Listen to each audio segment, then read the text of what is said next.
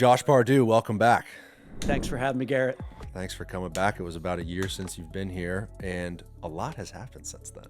A lot has happened. It's moving. Gasworx is kicking off. You are on the leasing side, right? You're trying to find tenants to move in. You're talking with different retailers and operators from around the country? I mean, who's interested in this place? It's all over the country. It's different regions that you think, it's different projects that you look at, and you're like, that project, wherever it is in the country, that has the right kind of tenancy. And then also it's local and regional, even down to South Florida. Down to South Florida. So are you surprised by any particular place in the country that, traditionally maybe Tampa would have been off the radar, but because of the really unbelievable amount of development and Gasworks specifically, they're calling you now saying, hey, we'd like to consider this? I think in general, the amount of demand for Tampa is hard to even explain. It's so high.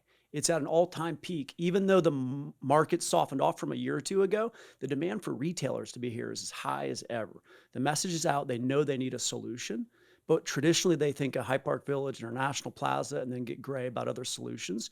And the opportunity is to inform them to other projects in other parts of town, and for us to do a better job as a development community, getting that product ready for what they desire. Do those retailers and operators and whether it's big or small, do they recognize where the demographics are and the migration patterns are going, right? Like I would imagine if I owned a chain of 25 something stores up in the Northeast and I was looking at the demographics and I thought, holy shit, all my customers or a good portion of them are moving down to the Tampa Bay area. I'd better have a location down there. And that's well known, right? The migration patterns are past a trend.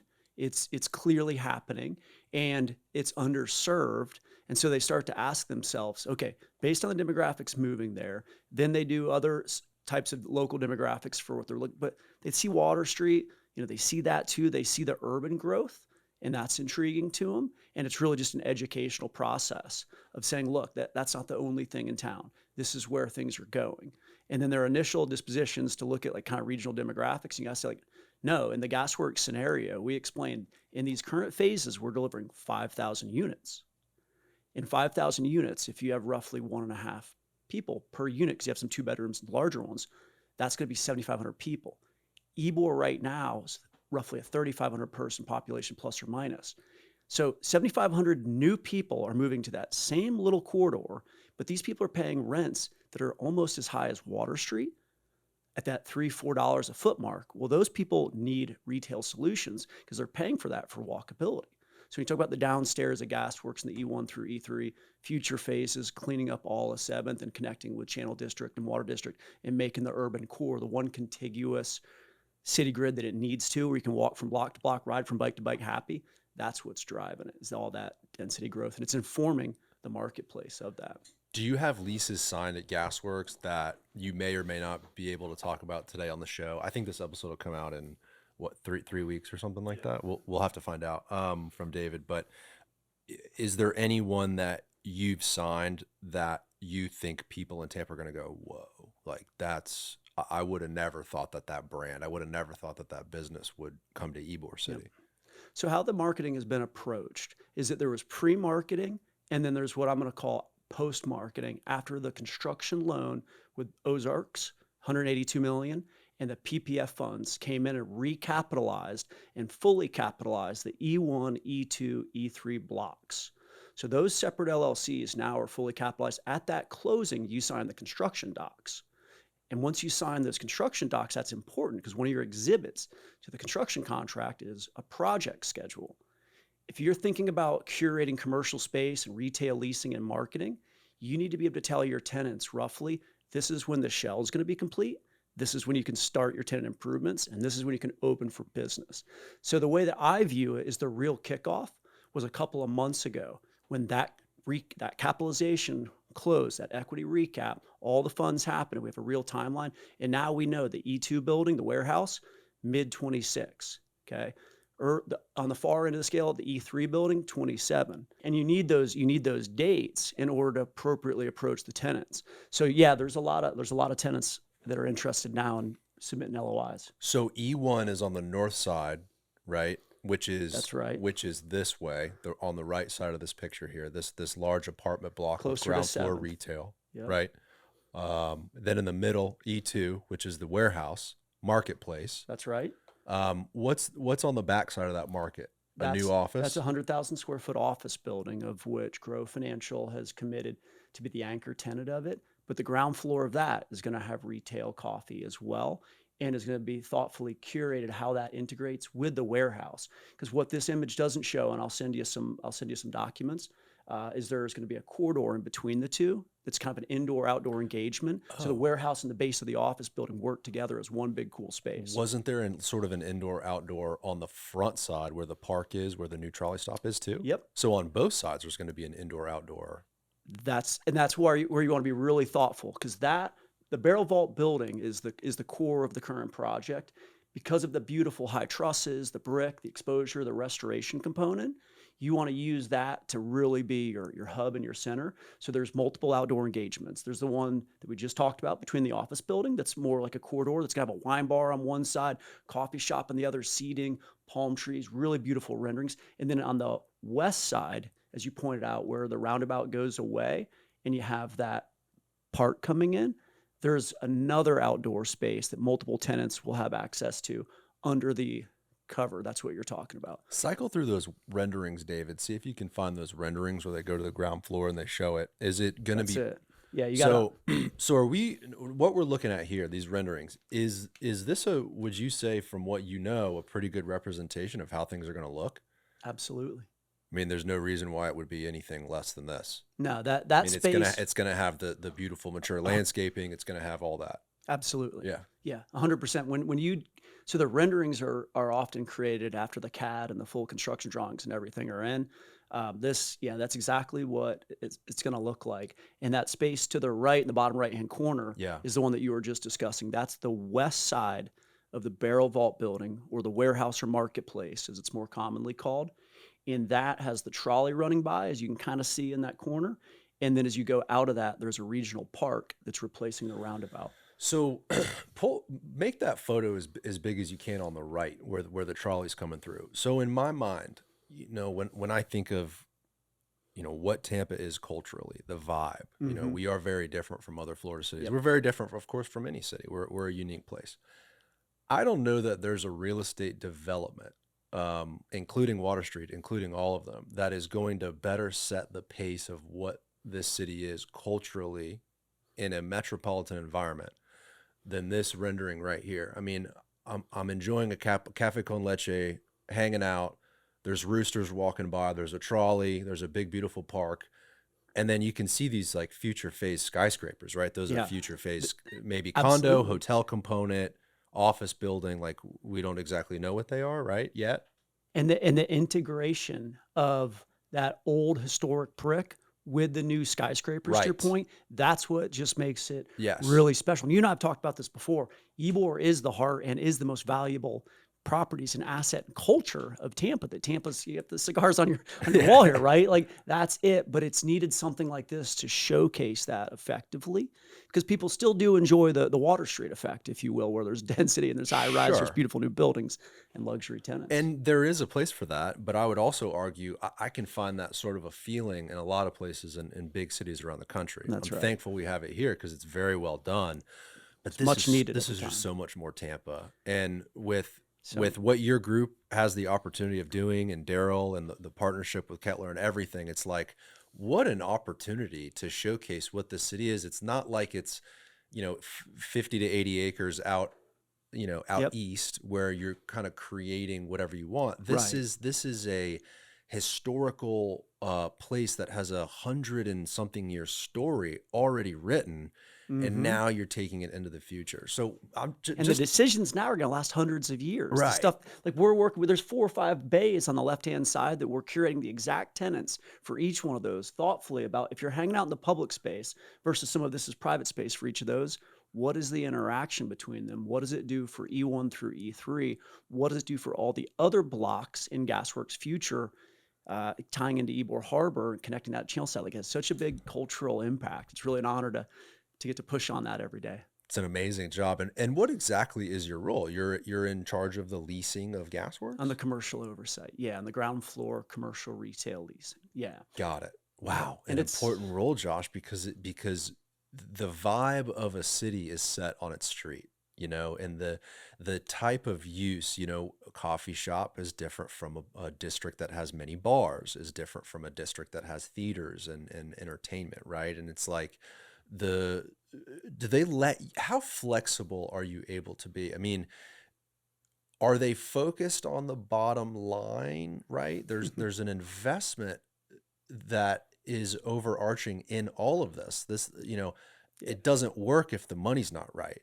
They should work together. If you do it right, you do your job right, they work together, meaning what creates the most value for the consumers, the people that live upstairs, the people that visit from Tampa, the tourists that come, the people that creates the most value for them also can create the most value for the project, drive rents upstairs, which is where a lot of the net operating income comes from, and also drive rents downstairs. Because if you curate downstairs with the right folks that really want to work together, be together, and make that perfect experience, they'll pay more because it's a destination now. It can either just be an amenity to the Ybor market and the people living upstairs, or it can be a destination. And our big, hairy, audacious goal isn't just to compete with the Water Streets, the Hyde Park Villages. It's to be that's not how I think about it. I think this is an opportunity to be a best project in the country because of what you've noticed, which is that uniqueness of the integration of Ybor, the historic, the narrative, and all that character. And the fact that people live there, right? Like earlier this morning, my wife and I were doing newborn baby photos.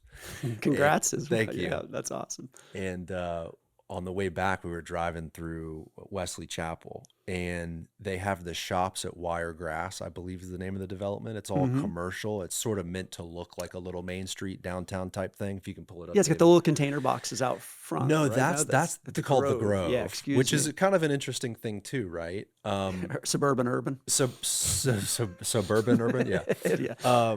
And I just noticed that there weren't too many people walking around, and I realized, well, the reason is because no one lives here. This is a drive to commercial development, and I thought, and then I look across the street in Wesley Chapel, and I go, they've shoved, a 500 unit garden style apartment complex over here. And like everyone has to hop in their car and drive through 6 traffic lights. It takes 15 minutes. And then you go park, and then you go walk out in this little Wiregrass shopping center. What's it called? The Shops at Wiregrass in Wesley Chapel. And I thought, why entitle that beautiful pasture land across the street for 500 garden style units? It's like, why not put those units as an amenity to the commercial property and have a more mix of use? Then how cool would it be? Yeah, zoom out, David. Like that's the shops. You can see the amount of parking surrounding it. Yep. And then to the east, David, keep going that way. It might not even be on the map because it's all brand new. Yeah, I don't even think it's on the map, but there's a huge apartment, like 6-story apartment building. And I'm just thinking, dude, mix those two things to make it more walkable. To make it more walkable and a better, I think there's so many reasons why you'd want to do it. You'd want to do it because then it's less traffic. You'd want to do it because it produces a great amenity for the people that live there, but also for those businesses downstairs. It seems like, America has figured out a way through the suburbanization of our metropolitan areas where everything is all single use. Like I drive to this shopping center to do shopping. I drive to this place to lay my head down. Post-World War too, really. I think the suburbanization and the sprawl became a thing in America. If you go way back in the history books, urban cores were still the thing where there was industrial, retail, multi, all mixed in. The car, the air conditioning, all that, 50s to early 2000s. And now you're still, of course, seeing suburban growth, but now there's a lot more focus on urban revitalization than there was during those decades. And my point only is that I wonder if had this been developed today, I don't know if you could figure out when this was built, David. I think this is like an early 2000s, like 2008, 10, 12 thing. I wonder if this was developed today, would they implement residential? I wonder if that culture and the demand has shifted enough to where a developer of I wouldn't call this a traditional shopping mall. No, it's not. This is a lifestyle. It's got the open air component. It's on the trendier side. It's not functionally obsolescent like some centers. No, but you can right. tell it's newer. It was built 2000 something. 2008. It looks 2008. Like wow, I nailed it. What a time to complete the project. Yeah, you did. Right. What a time to complete 2008. That must have been fun. fun So, lease up. so are you seeing that, Josh? Like, if this was developed today, you think there's more of a demand to implement a mix of use? I do think so. I'm in Durham, North Carolina, working on an old shopping center there with a healthcare component. And we're absolutely looking at how to use the healthcare to seed the acquisition, the redevelopment. But the long game is to put retail over the ground floor retail. And so I think that most projects in markets like North Carolina, Atlanta, Georgia, Florida, where there is that smart thought out Yeah. density, we're realizing that consumers, like if you look at Midtown, in that, like, people are still paying top dollar. To me, I think Water Street, Ybor is a little better look at, but the people still love that. Even when you get out there, just having that retail amenity, but the Chipotle effect. The Chipotle effect. Well, I think Midtown is great, but it's also a drive-to development period. It's Yeah. not an air quote real city urban place. It's a drive-to development. I would put it in the same box as a mall or this Mm-hmm. Wiregrass shops. It's like it's a drive-to place. Now they do Mm-hmm. have that That is. residential, right? They have the residential hotel, Yeah. office. It's They're doing good further, and they're for doing what it great. is, And for guess what it what? is. When you go there and you experience it and you're walking around the street, you feel like you're in a big city. Like the experience of the street level and the little park they did is phenomenal. And maybe for that location on the highway, you kind of had to build it in that way. And the I don't. consumers pay for that. And to your point, though, like there's other benefits of being there. You're able to shoot right across to the beach. Oh my You're God, able to yeah, shoot to downtown. Your right. logistics are great. You're by the stadium. You're by the mall.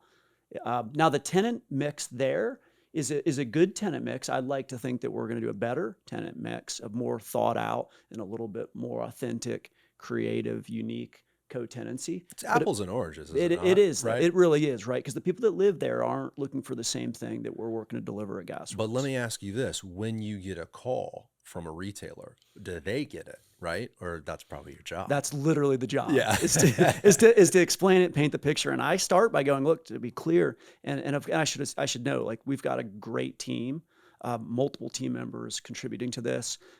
Besides my firm, JPR Development, JPR Advisory, Archer Group's involved. I've got colleagues from New York City, Claire, that moved down literally just to spend all day, every day calling on tenants to bring them in. And it's a team effort with Kettler, Daryl. I'd say 10 to 15 people meeting every 2 weeks, continuously communicating about the 15 or so tenants that are interested at any time, and you're processing LOIs and you're looking at the whole puzzle. How do you match them together to do it? The demand has been awesome. That's great. But the sales, to your point though, the sales process, some of them I'll tell them the whole story of like, I've been focused on Ybor for over 20 years because I'm passionate about it. And let me tell you why. You might not understand this, but you hear Ybor, but let me explain to you what you might be missing in Ybor of the last 20 years versus Ybor the next 20 years. And you go up and you do a full presentation, sometimes on Teams, sometimes you have them come in and you talk them through and you show all the future chapters and explain all the things that you and I are talking about. Once you do that, they get it. Now, it doesn't mean that a national tenant from out of town is ready to take that risk right out of the bat. They want to know who else. CB2 wants to know who else would co-tenant with me from my niche. Is there sort of a pioneer mindset where it's like, okay, well, who's going to be the big boy that comes in first? There is, but how you have to do it is you have to explain to them that all these other similar tenants have expressed interest. I just had a call with so-and-so. That makes me feel more comfortable as a retailer because if I know, we'll pick on Sephora for a second, where they go, a lot of tenants know to follow because the trend follows. Now that's a little bit more of a corporate tenant than would be than the preferred median tenant and something like Gasworx. But if they're going to come in a future phase, the CB2s, for example, know, all right, this project's relatively de-risked because I can go to my boss and say, CB2? What does that mean? That's Crate and Barrel's urban division. Oh. It's like affluent furniture, which you wouldn't think would even get on a call to discuss Ybor and Gasworx, which I think is a testament to how good the process is going. Wow. And so at this point, would you say, and I would assume it's more, I package up what this development is and I have to go and do outreach and show these tenants around the country versus there has to be a certain point where you hit a tipping point and then people are knocking on your door. But without it being Yes. built, you're probably not there yet. Great point. There's absolutely momentum and there's absolutely a tipping point. And having the cranes in the ground, the pile drivers, the roadways, Right. that I've seen some great footage on your channel. Just absolutely, like I've taken your videos before and copy and pasted, texted them to folks. I'm talking to their tenants from out of the market just so they can, wow, this is a really It's good happening, excerpt. right? It's real. Tampa, It's Tampa happening. tomorrow. They dropped a great video a few days ago. I've taken that and texted it to people Yeah. because they did such a good job with the aerials and that 30-second soundbite. And sometimes I'll ride by, as you probably recall, I go from Channel District where I live to Ybor a lot, like all day, every day, back and forth. Sometimes bike, sometimes scooter, Uber, trolley, whatever it takes. But I'll record on my phone the construction going on. Sometimes drop it on stories. Sometimes just text it right to someone that you're talking to. And once they see the cranes, big difference. You have a Big completion difference. date. Before that, It's sort of like, okay, let me know when things move forward. That's right. But you said it early on in the conversation, the money is there, it's entitled, it's spoken for, Oh, yeah, shovels in the ground, it's going like it's happening. There's articles and publications all over about the capitalization of PPF coming in and the construction. Yeah, once you start going vertical, it's on. Everything up until that is getting your entitlements, doing your design, doing your planning. Once you start with the actual, and by the way, like as a refresher, there's already over 1,000 units between La Union, where your colleague lives, and that area. Like it's been going on for some years already. David Deco, number 35. Number Isn't that a 30. crazy thing he'll get to say if he lives there a few years when all of this gets built? Like, hey, I was the 35th person to move. It was you and your wife, right? 35 and 36. That's for amazing. So there's La Union's upper right hand corner. Let's talk too real quick about the trajectory of these developments, obviously specifically Gasworks, but it's like you have to build this phase one, this nucleus, right? Which is this real magnet to basically maybe not 24/7 energy, unless you are getting tenants that are going to be sort of all times a day into the night. I'm not exactly sure. There will be a little bit of that. The 24-hour city comes into the concept of, is there a diner that's open 24/7? Will people be walkable? I would submit that while this is still family daytime tourism oriented, based on that location, it's going to have as much energy as anywhere else in Tampa. Yeah. Later in the night, like full night force. I love that. I love the idea of going out in Ybor and then going to a diner. There's not, I feel like there's not that many places you could go. I know Boulon does late night, don't Yeah. There's plenty of places that do some late night, but late night, right? Like a real city is a little bit of a different story. And I think what we're going to find right now is obviously 7th has a ton of entertainment, and that's the energy, that's the vibe. I've already noticed a little bit of trend. But again, once you deliver 7,500 residents within walking distance of it, spending $4 on rent, that means, so to give you a scale for the audience, 1,000 square feet for 3,800, 4,000, 4,200, that person is going to go spend money on 7th. Those tenants are going to naturally now have to say, oh no, there's 7 cigar places, there's 10 tattoo places, we're paying this much rent. But if an affluent person's walking by every day, markets are efficient. That landlord is going to know that when that lease comes up, I don't necessarily keep the tattoo shop, because that high affluent customer is now going to allow a better tenant to come in. And so the work that we're doing to support Daryl and all this, that long-term relationship is the right thing. And the vision that my team has had and been helping for a few years and wants to do the best work is seeing where it's going to go. Yeah. In 5 years from now, those tenants they're not going to get renewed, some of them. And better tenants are going to go all along 7th. We can talk about the word better in a second, because I want to be careful in that word choice. Yeah. But better for the new customer that's coming in, but still paying homage to the history. And it can't be a commercial. Like we're not big fans of the 7-Eleven across from Century Ybor, for example. Well, the building's for sale.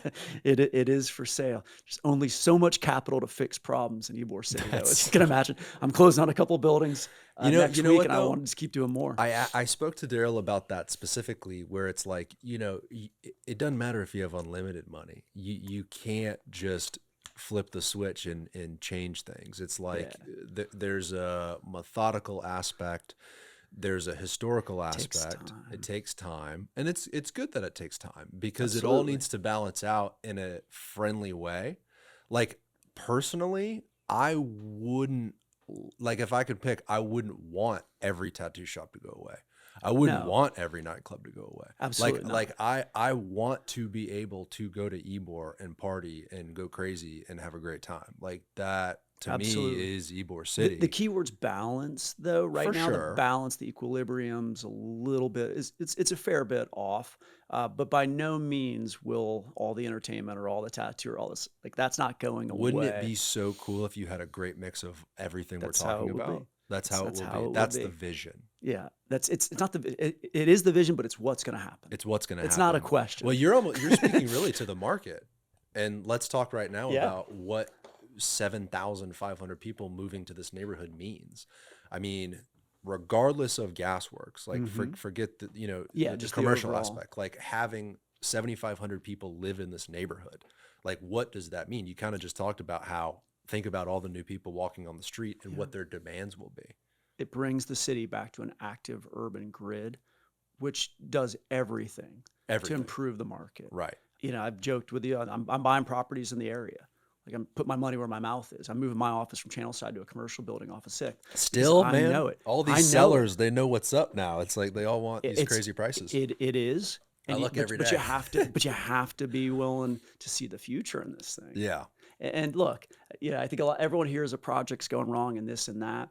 I personally think that there's already too much momentum. There's been too much momentum. Now, does that mean that people can see where this is going to be in 3 years, 5 years, 10 years? No, that's not everybody's job. It's really not. And are there going to be some people that disagree with the vision and how things change? Always. Sure. But as a whole, I'm extremely proud of how Daryl's taken the approach of 13, 14 hours a day. I mean, he'll be emailing at 10 o'clock at night, working to make the community better and doing the best that you can. And I think people in Ybor and people in Tampa that are going to make comments against the development, against this, they're always going to be out there, and that's fine. There's the point that I would make is I don't think there's a more thoughtful team in the country than what we're trying to do right now and the people involved doing this. I completely agree. I think the way he's respected the history, I see the love and the passion in his eyes when I talk to him. So I don't, there's not a whole lot more I personally need to know. I mean, my great grandmother's cigar rolling equipment is sitting right there. I mean, it's a very special place in my heart. And to have someone come into the neighborhood and respect the history and do what he's doing and make the investment, you couldn't really pick a better person to spearhead the vision. But it towards takes all a village. And we've used the word village before. He's got a Casa Ybor team, all doing a great job supporting him. I've got my team, Channel South, all pushing. There's Arch team, Kettler's team, growing every day. Every time I go by Kettler's, more people that I meet, and all of them are equally committed to the same vision. So all of a sudden now you've got a few people driving, but it takes a full village to get this kind of to take Ybor back to a village, to a proper village. Even all the way across the board with the contractors, right? Multiple construction companies working on this. Let me ask you a question though, back to the 7,500 people moving in, and then the natural sort of market doing its own capitalistic work for the tenancy in Ybor.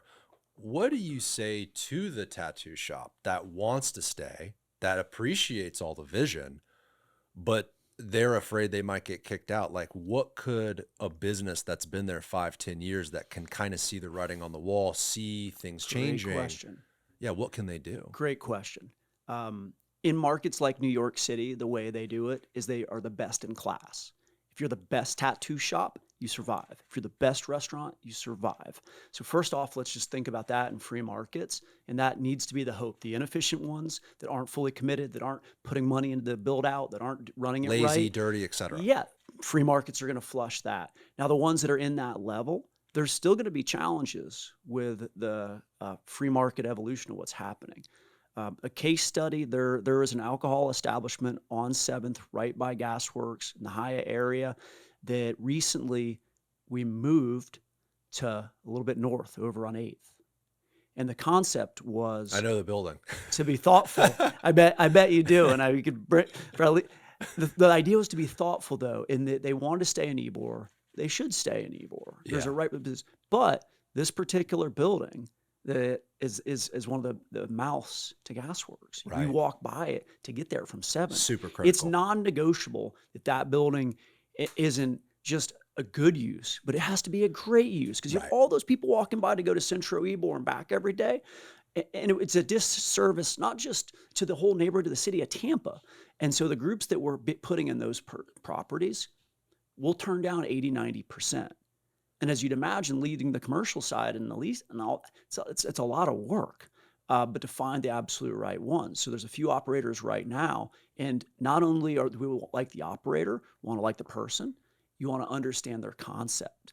One that we're talking to for the building that I'm referencing it's a strong local operator, but he's partnered with some out-of-market groups that I've met with. They're good, and they're going to bring a concept there that's similar to some that they've sent me in New York. I've flown back up, checked them out, taken photos. I was actually familiar with a couple of them, and they show me how they're going to do that execution at that location. And that's just one space. There's like 30 spaces in the E1 through E3. You're quite a busy guy. As you know, there's a bunch but of like other you space said, in it that. takes a village. It takes a village. There's a lot of people working on this thing. Yeah, there is. What's the reaction? This episode is brought to you by the official remodeler of the TBD podcast, Kohler House Remodeling Company. Built on the belief that every homeowner deserves a premium experience, Kohler House is redefining high-end home remodeling with their commitment to integrity, craftsmanship, and quality communication. Their work speaks for itself, from condos in the towers of Channelside to 100-year-old homes in South Tampa, creating spaces that are both stunning and functional. What sets Kohler House Remodeling Company apart is their dedication to not only transforming homes into beautiful spaces, but to elevating the standard of residential general contracting. From concept to completion, every detail is handled with care, ensuring a process that's as smooth as the results are impressive. To learn more, check out our partner's website at kohlerhouse.net, KOHLERHAUS.net. This episode is sponsored by Chansey Architecture and Interior Design. Rooted in the heart of Ybor City for over 35 years, Walt Chansey and his team are trailblazers in their field. Beyond their work across the United States and the Bahamas, Chansey has shaped some of the most iconic residential and commercial spaces that serve as gateways to Cigar City, including Casa Marti and Casa Gomez. What sets Chansey Design apart is their ability to preserve the soul and character of historic buildings while seamlessly integrating modern design and functionality. They blend tradition with innovation, creating spaces that honor the past while meeting today's needs. Check out their work at www.chanseydesign.com.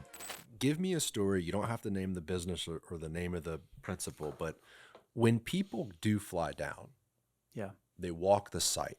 Hell, they walk 7th, right? Yep. I'm sure you don't just show them Gasworks. You probably show them everything. 7th and the cigar factories and We're buying a big golf cart to make it more efficient. Are The you long, really? skinny ones. Yeah. what is it? Yeah, Gasworks. We're Express on the side negotiating of it now. Yeah. Give David, you got here on a scooter today. Maybe give David a ride on that golf cart. See, I next like time. the scooters, the one wheels, but when you bring the people in from out of town, they're a little less sure about the cobblestone brick. Oh my God. That's well, so you do, right? You show them the brick and the area and Sometimes you drive by other projects too. This is Water Street. This is High Park Village. This is from the airport. You want to you want to share all information because you're not going to convince anyone to make a bad decision. That's not your goal too. That's just going to create success or fail. Let's not create success for anyone. It's create failure for your product, failure for the business. That's not the goal.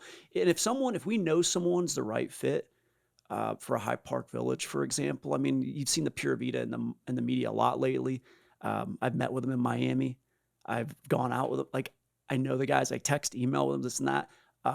They're interested. yeah. But it's still a long sales process. They're not going to be the early mover. They want to see A, B, and C happen first with co-tenants of their level, which they're at a very high level from a retail tenant, as you can imagine. They spent $4.5 million on a 4,000 square foot space in DC recently. They're sharing comps in New York, Whoa. Miami. Yeah, to give you an idea, like They're Italian, making their money back Italian on slab. smoothies and like Well, I joke that I went to the one and they don't even Sunset have alcohol, Harbor. right? No, it's breakfast foods Wow. and brunch foods and I've healthy been smoothies. and I'm trying to think. My wife and I we were over in Palm Beach for a wedding and we went to the one there in the Rosemary district, I think it's called. Yeah, West Rosemary's Palm. beautiful. Amazing restaurant, like Amazing. fantastic whole natural food. And but, a really but no good alcohol. a really good operation. No, because the new trend is these ultra lifestyle health fitness moving away from alcohol. There's Right. a lot of that in the There trends is. these days, and they've completely captured that. And the joke that I keep making is I got a breakfast burrito at the one in Sunset Harbor.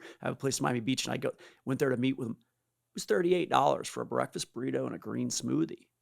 I don't think that had the tips. You're at 45 for a one person breakfast. So that's not it. And it's the point that I share that case study to say we're very thoughtful on what's the right move for a tenant like that. There's a group flying in on the 7th and 8th from Williamsburg, New York City. We'll keep them unnamed for the time, but they've got 6 locations between Manhattan, Brooklyn, Williamsburg area, and they're coming in, and we're going to show them a couple of the spaces in Gasworx. How a are couple you of their sourcing spaces. these people? I mean, do they reach out to you? Do they see some marketing online, or The good old fashioned way. really? we have a Knock. process. We have a team. We have calls. We have emails.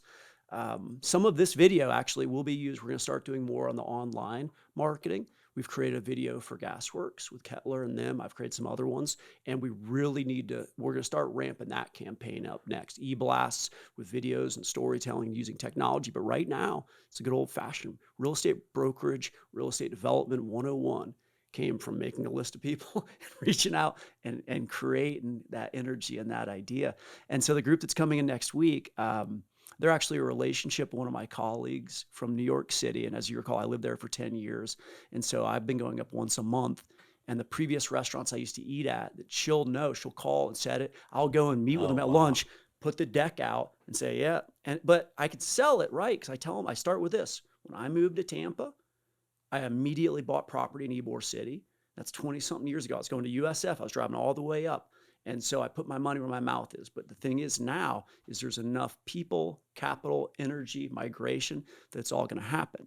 And the people that own these kind of trendy businesses, they know what they're doing. They know what cool is. They know how to see that. They know how to see the front edge of here's what Tampa is. There's a few projects that are the trendiest, coolest that, and I have to figure out how to get in front of those. And the ones that really see it, they pay attention. Now, going from that to committing to a lease and moving someone from out of market is quite an information process. And like the group that we're bringing in, they've flown in once before. I've flown into New York and met with them twice in the last 90 days. They're a 3 or 4 year relationship. The triangle building that Gold's Gym is in now was the first property that we showed to them. Wow. As like, let's blow out the walls. That's going back years. And they've followed it. And now they think the time is right for them as a business and the time's right for us. I mean, knock on wood. But I could give you 10 of those. You just wanted a comp or a case study. But they've got a gastropub, Mexican, like really cool out-of-market concepts. We're excited the momentum that would bring, like a mise en place level of press release. That was a huge win. Congrats on that. I mean, I think that'll bring a level of clientele to the area to kind of rethink that west side of Ybor City, which is sort of becoming, I hate to say the nice side. That's the wrong way to say it. I don't mind saying, but it's from a discerning analytical perspective. Well, it's, Hotel High is down there, and you've got all the new construction, and they're different. There's mise en place, right? It's like Gasworx is on that west side, so I think you'll start to have the how should I even say this? Like the pretend gritty. Like the Brooklyn, like pretend, like they want to be cool, but they're like, whoa, like that's too crazy for me. Like, let me stay on the west side. You go north I-4, east of 21st, 22nd, it's still gritty, but Ybor becomes West Ybor becomes even there's less. some great stuff happening in the entire area. It really is. With what the Gansmarts are doing on the east side and the Newmans on the north side, and it's exciting to look at the whole thing. It really holistically is. From like a top-down view. I wanted to ask you though, when those groups, right? The people that own the 6 locations or whoever, when they come into town, what's the visceral reaction? Did they get it? Are they like, oh my God, this is the coolest? Or they're like, whatever. They get it. They get it. When you're competing at the Pura Vida level, those ones are taking their time because they're like, should we be in Hyde Park Village? Should we wait for this? Should we do Water Street Phase 2? But the trendy, cool ones they're going to be like right at a different level, the 6 locations, right? The authentic ones. The ones that not the $4.5 million build out. Right. That's where we're focusing right now. And that's methodical, meaning like you're not necessarily targeting the $4.5 million build out crazy high end. This is more local, cool, lifestyle focused versus you could sort of say Hyde Park Village is the ultra luxe. maybe Water Street is up on that end as well. That's right. This will be more of a middle to higher ground in terms of price, etc. It'll be a different demographic. You could almost think of it like Brooklyn, Williamsburg cool versus Manhattan cool. Got They're it. both cool in their own way. Water Street's Manhattan, like big city. Yeah, like, exactly. yeah. That's exactly the way to think about it. And then within that, West Ybor, if you've been to Manhattan, I think one of the really defining streets where Bedford, kind of Bleecker runs from East Village, Greenwich Village, West Village, and is also one of the dividing streets really between Lower Manhattan and North Manhattan, with Houston being the other one. East Village is the grittiest. Greenwich Village has the jazz and still a lot of grit. West Village is a lot more affluent. I mean, there's $15-20 million townhomes all over the place, but still has an edgy cool. The way that I've thought a little bit about it is that West Ybor is a little bit more like West Village.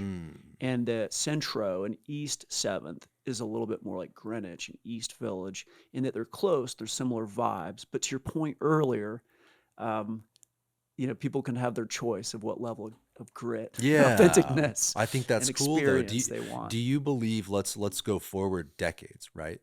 Does it develop that way? I mean, does Ybor eventually have enough people living in it, this neighborhood, that within the neighborhood itself, like there's the West Side people, there's the East Side, like Absolutely.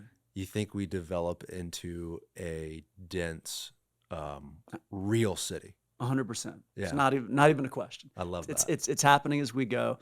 There's still lots in 7th, and a little bit of that, like the people already in Ybor. There's some people that are already, living on 5th or living on South Ybor is a little different than the quarter, and so there's a little bit of it, but it's going to happen a lot.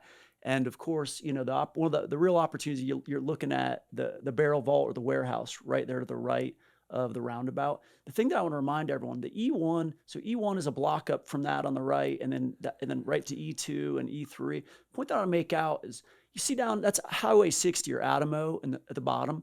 All of those blocks are Gasworx. So just because those 3 are going vertical and have great renderings right now, and everything along Nuccio Parkway, the old projects, all that. So down on the bottom right or bottom left-hand corner, there's going to be a high-rise down there, while you have mid-rises as you move further up that corridor.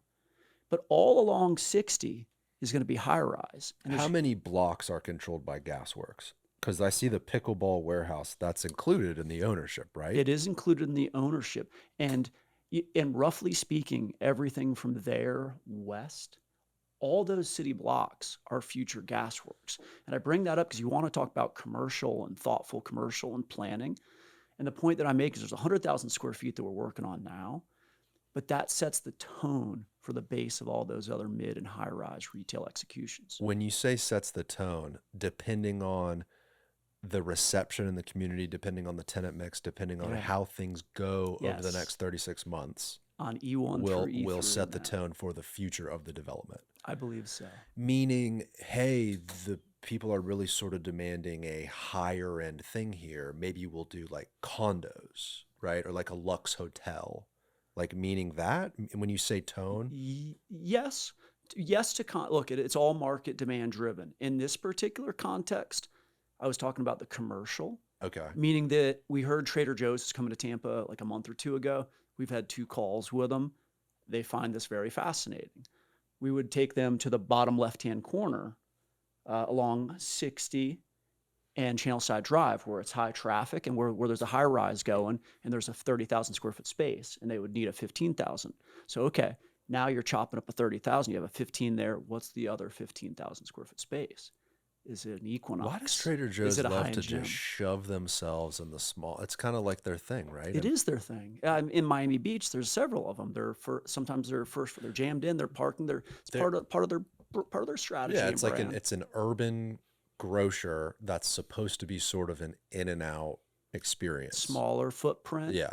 What I notice when I'm in Miami Beach shopping at the ones there a lot is when I go to get a blueberry, if I go to Publix, there's 3 or 4 selections of organic, non-organic. This is when you go there's one. Yeah, so if you want a blueberry, you get it. Right. And you're kind of in and out with a cart, which is more of a European Northeast shopping style versus $400 grocery load that lasts you 2 weeks for a suburban family. It's true, and that's the interesting thing about this country is there's 10 different businesses for each like particular one thing. Like different grocers have different vibes, have different clientele. Like there's Trader Joe's people that only shop at Trader Joe's. 100%. I mean, when I lived in Swan Estates, like my wife and I, we only went to that Trader Joe's right there. I've heard of people It's kind of a nightmare actually because doing the their parking is living. terrible. But Their parking's often terrible because they have great real estate. different scenario locations. here potentially in Gasworks Yeah. though. A lot more people walking, people taking the trolley to get Trader Joe's. But they'd still demand dedicated parking within that high rise. But what I mean is the location on Dale Mabry, 95% people are great. 100%. Drive. Yeah. This one you could 70, 80. Driving to this one, Yeah. that would be an interesting data set. I would almost submit maybe like 60% or 50% would drive because you're going to have a lot of people living there. And So then Ybor Harbor is going to have people walking under the cross. Look, that area is all greenway and there's all going to be beautiful. So you're going to walk right under that to get to your grocery store if you live in Ybor Harbor as well. And I'm going further out in the future. well, let's just lay it down right now. Like, from what you're looking at, what's the real time scale here? Like, not ambitious, not conservative, but like the realistic time scale, including Ybor Harbor. Remember the story I told you earlier about E1 through E3 getting capitalized and going vertical? Every few block phase has to make economic sense in its own merit as you're rolling these things out. With that said, the momentum grows. Right now, the fact La Union is 75% leased and ahead of schedule is huge because it shows that even with a little bit of softening in Tampa and Florida and the whole economy, some of the stuff's still roaring. So when these 5,000 units in E1 through E3 are filling up, we're going to be watching that closely. And you say, all right, start the next few phases. So I want to really manage expectations, but I want to say within our upcoming reasonable lifetime, all that's going to fill in. Those are all going to be mid-high rises and absolutely 10, 20 years, all of the Ybor Harbor will be done. Could it happen faster? Sure, but absorption is everything. Mm-hmm. And you'd be foolish to not suggest that macroeconomic trends could change. But right now, you look at what New York City I was just going to say this. I was just going to say, well, look, the reality is that people have been moving to Florida for generations to retire. And for the weather and for no income taxes. Yeah. We have these few qualifications in Florida that keep people coming here. There's a certain level of demand that's sort of always existed for us. COVID happens, it totally exacerbates it, right? Because now instead of being the lighthouse or the magnet, right, drawing people in, now there's an outside force pushing them out to us. What I think could potentially happen again, we might be naive to think this couldn't happen so quickly. Yeah. We just dealt with a rocket ship of demand with COVID. We saw price escalations of over 100% in most neighborhoods in the city. Could easily happen again. I mean, there's economic uncertainty in the country. There's international crises happening. You just have Zohan. What's his name? I probably butchered that. What's his name? I'm not gonna butcher it. I'm just gonna say that it's still early in the election cycle, but the reaction already is it though? He telling. won the primary. It's him versus Eric Adams, But right? it's telling. And now developers in New York City are mobilizing, joining together and doing things to introduce new candidates and do everything they can to stop them because it is so concerning if you're a New York property owner. I know that firsthand from my friends from when I used to live up there. Are they calling you thinking, if this guy gets elected, I'm writing you a check to do this next phase of Gasworks? Like, I'm coming down and I want to be a part of this thing. I absolutely have that on the list. Yes, Wow. those guys. And furthermore, taking them and bringing them to pads and sites around town. One of my mentors is with a company called L&L Holdings out of New York City. He's now down in Palm Beach getting real active. And for a little while, I told him, I was like, when I lived in the city, I'm like, I want to build a high-rise Manhattan. That's a big, hairy, audacious goal. He looks at me, he's 78 years old. He's still in his suit in a high-rise Manhattan building projects. He goes, you're out of your mind. He goes, you're Mr. Florida. You have Jacksonville, Tampa. You're in these markets already. That's where the opportunity to growth is. And I knew it, but it was just really refreshing to hear a New York high-rise guy he's building high-rise Times Square, Park Avenue in Midtown. Wow. And he's telling me, Florida's the I'm future. coming your way. He texted me. It's funny because he texted him about projects. Like, the scale's so different, but the problems are the same. And I think he liked helping out. But when he got his Florida driver's license in Palm Beach, he texted it to me. I'm official now. Like, welcome, welcome, David. We Well, appreciate having you in the state of Florida. That's what I'm saying, though. I think we have a trend that's not a trend. It's the new migration pattern of our country, is this southeastern movement. I'm And the the biggest Sun Belt advocate as of well out west with Arizona, and you have markets out there that are doing very well. Will that But happen in our lifetime? Is the question. Will this trend continue? I believe it will, because of what I just said. I think that there's factors that have always driven demand here, Yeah. but you have these new, oddly political, kind of weird situations that are occurring. You would imagine they would be national occurrences, but they really only affect hyper local markets. Seattle. David came from Seattle. I mean, David is a refugee from the West Coast from COVID, and he came here because he was pushed out of where he welcome. lived. You're good to have you. Florida accepts. You would imagine, though, that how many people are like David? How many young, ambitious people that would have otherwise contributed to the economy in Seattle now are contributing to the economy here in Tampa? And what does that look like over the last 5 years, the next 5 years, the next 10 years? I don't think it slows down. Yeah. I think there could be a situation where things increase. I own property in Seattle and in Portland, commercial property. The one in Seattle went from 1.5 to 4 million, a multifamily site, and then now has fallen back to like 1.75 to 2 million range. And you're sitting there like, and then in Portland's like a single tenant build to suit, so I have a long-term lease. We're under construction right now. But when I would fly into these markets, the cars aren't clean, the people in the streets, like the budget, it's concerning. But my long-term belief, if you look at America and you look at US cities, we're smart. We adapt.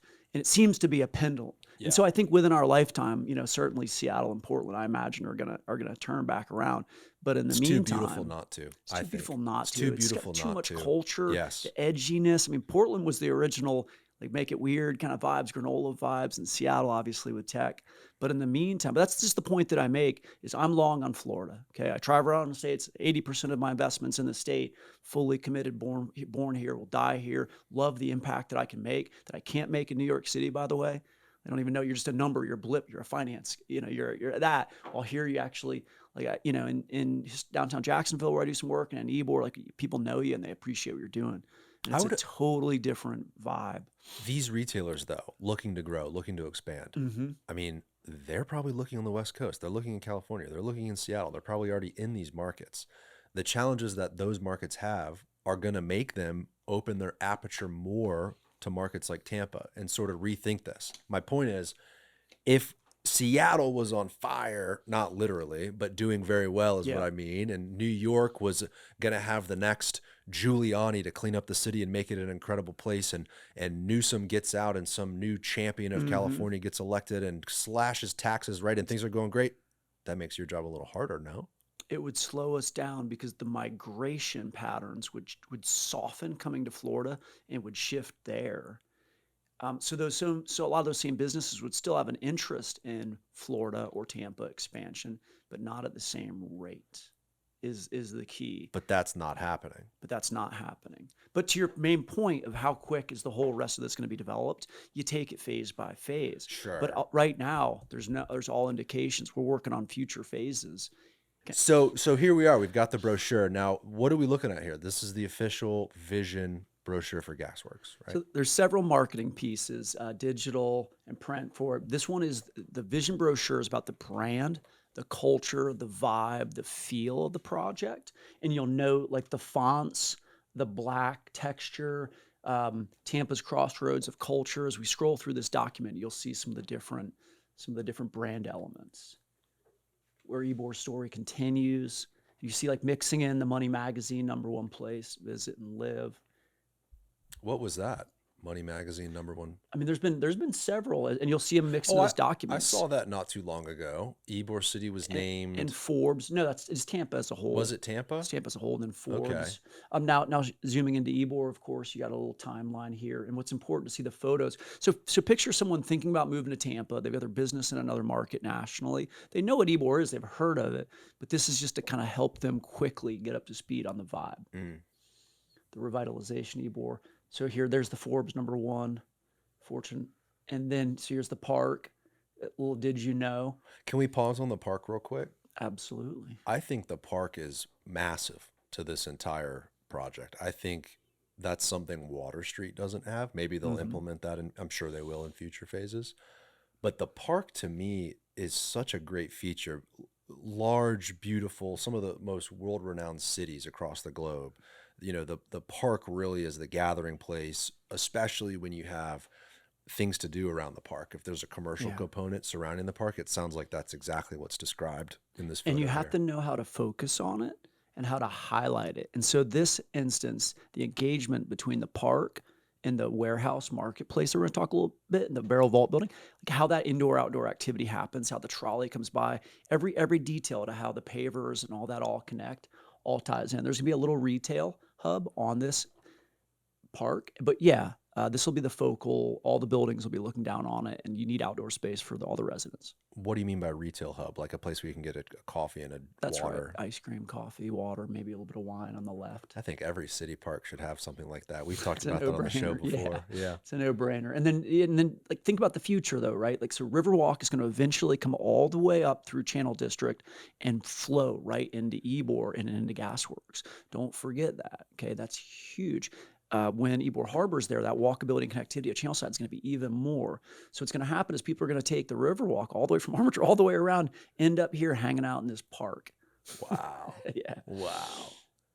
Now, back to the sort of viability and time frame. You could be talking about a decade or more for that to fully express itself. Yeah, but there are some plans and some push right now to continue that Riverwalk. So when you look at the park here, okay, and you note if you were to just go straight down Channel Side Drive and where that trolley is, that's going to spill right into Channel Side and the channel.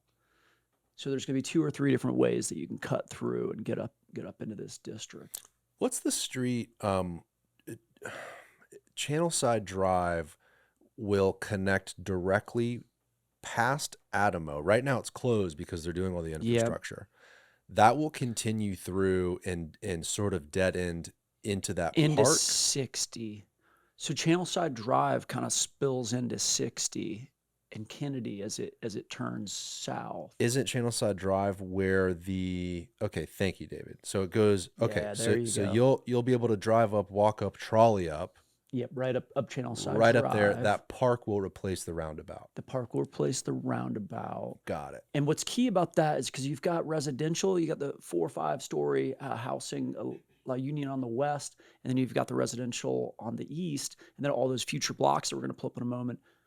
That the park's going to be where everyone comes down, and we're going to show the marketplace floor plan in a little while because I want the audience and folks that own businesses, know people that have business, to think about, hey, whether it's a Tampa-based business, Florida-based business, or someone from out of town, they should be thinking about bringing their business here now and getting in. Because if you get in, you lock in it now, it's a lot different. If you were in Wynwood and you locked in your lease 10, 15 years ago, it's a lot different than if you show up now. Right.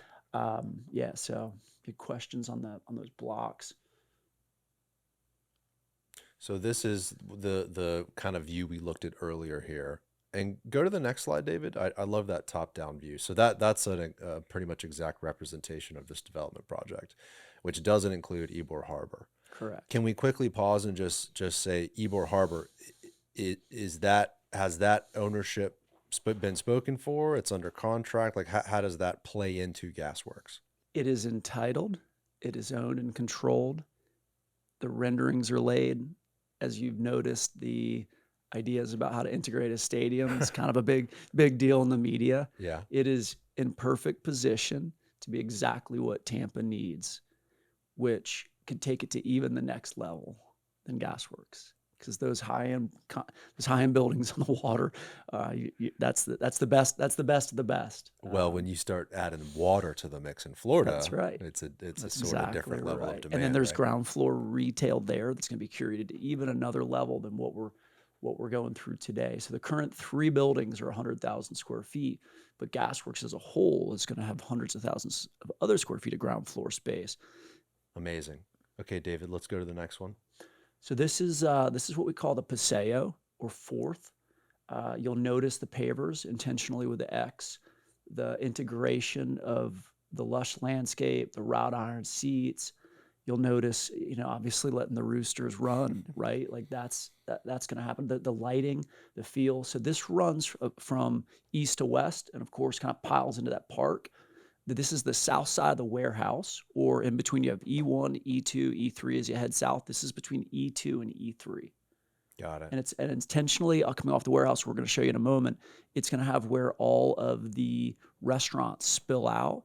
And earlier you'd asked about this. So you're going to have outdoor activation on the east side of the warehouse, where the office building connects. You have in the south where the Paseo is, and multiple bays of different retail opening up out here. And then you're going to have it on the west, going out to the park.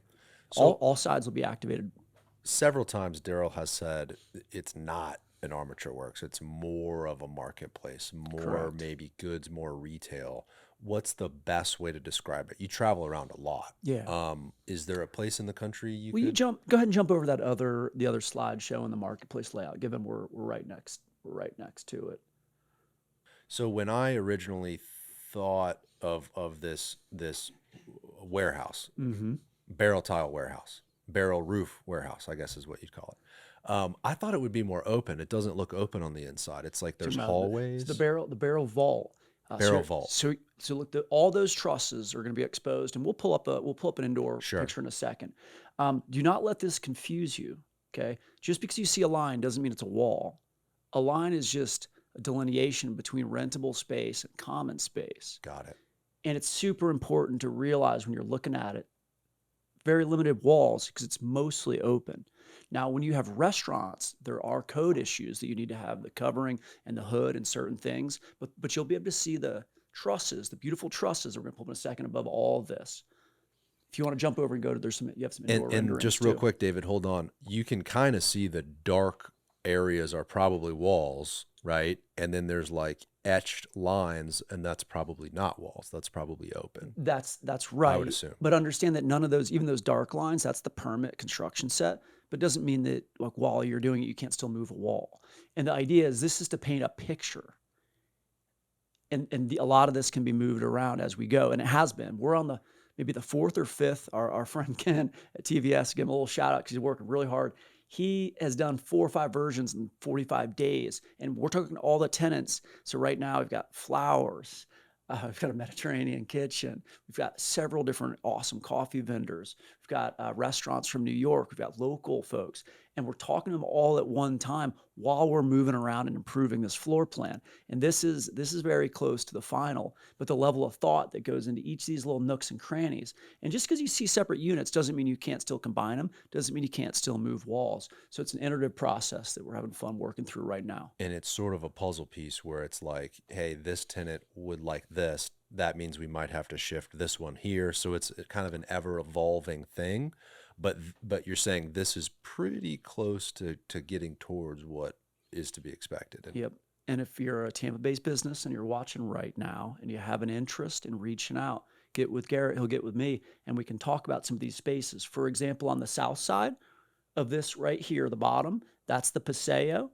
You have the A, B, and C, or those 3 large spaces at the bottom. Those are all restaurant spaces. One of them should really be like a breakfast brunch. One of them should be a little bit more of a family slant. One of them's a little bit more later night alcohol, and that vibe and how they're all going to tie together. And then you have the smaller spaces like the D space that'll integrate off that.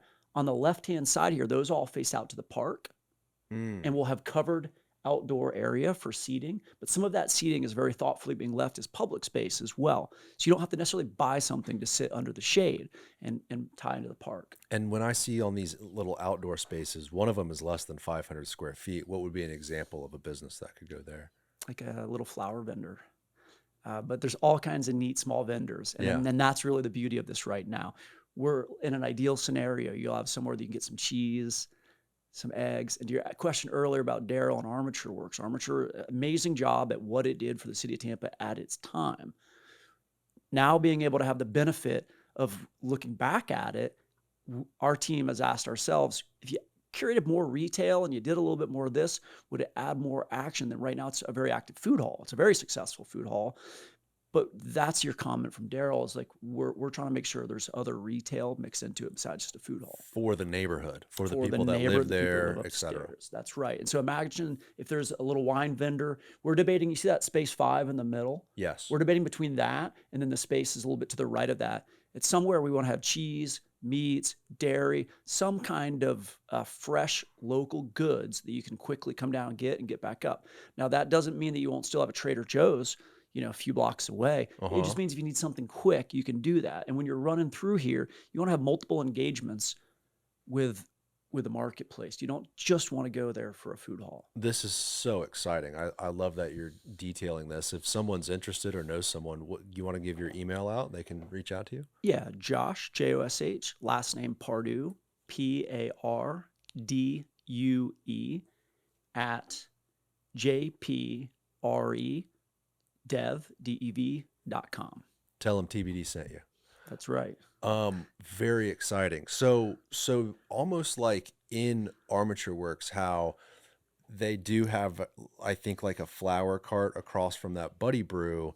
There's not walls that go straight up to the ceiling. Yeah. It's like this delineated space that is easily seen by the eye, but there's no walls there. That's like, that's where a good you're at. example. Right.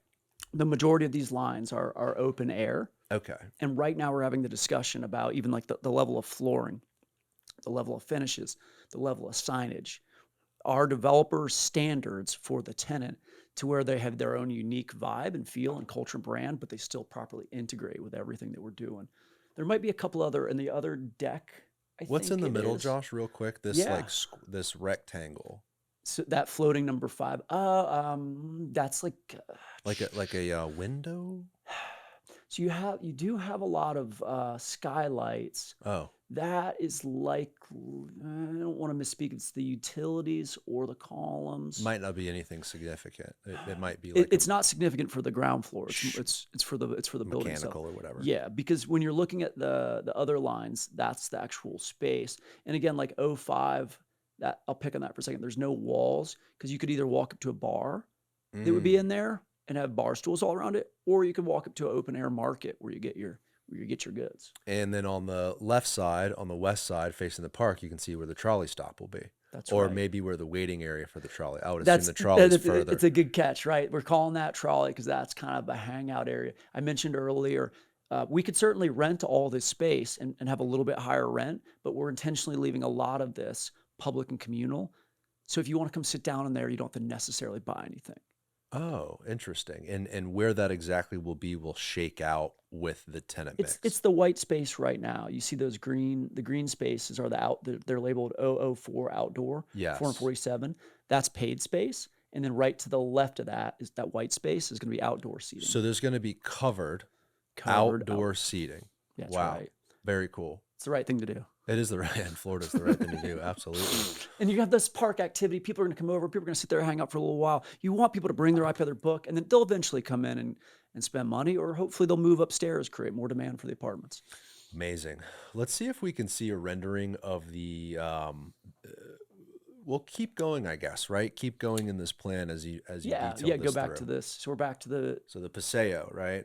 Mm-hmm. Now the X, Gasworx with an X, is that the reason why there's an X implemented in the pavers here? It is. Yeah. That's right on. So every piece of this is intentional. I mean, down to the pavers, down to you mentioned the wrought iron chairs. Why? Because it's a heavy industrial feel.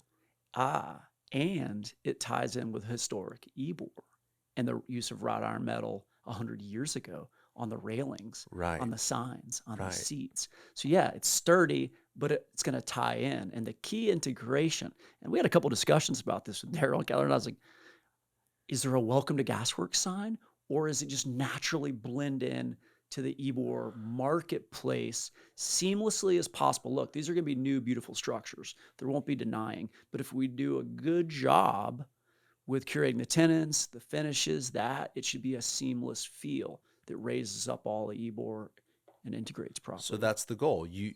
The intention is to not have "Welcome to Gasworks" with a big sign that, puts a flag in the ground that totally puts the wall up, so to speak, that you're in a different place. It's supposed to integrate into the historic district Exactly. intentionally with the Exactly. wrought iron and everything we've talked What about. do they say? If you're good at what you do, you don't need to talk about it. You don't need to boast it. Right. It's known. Everyone's going to Speaks know for they're in itself. Gasworks. Yeah. What's next, David? What do we got?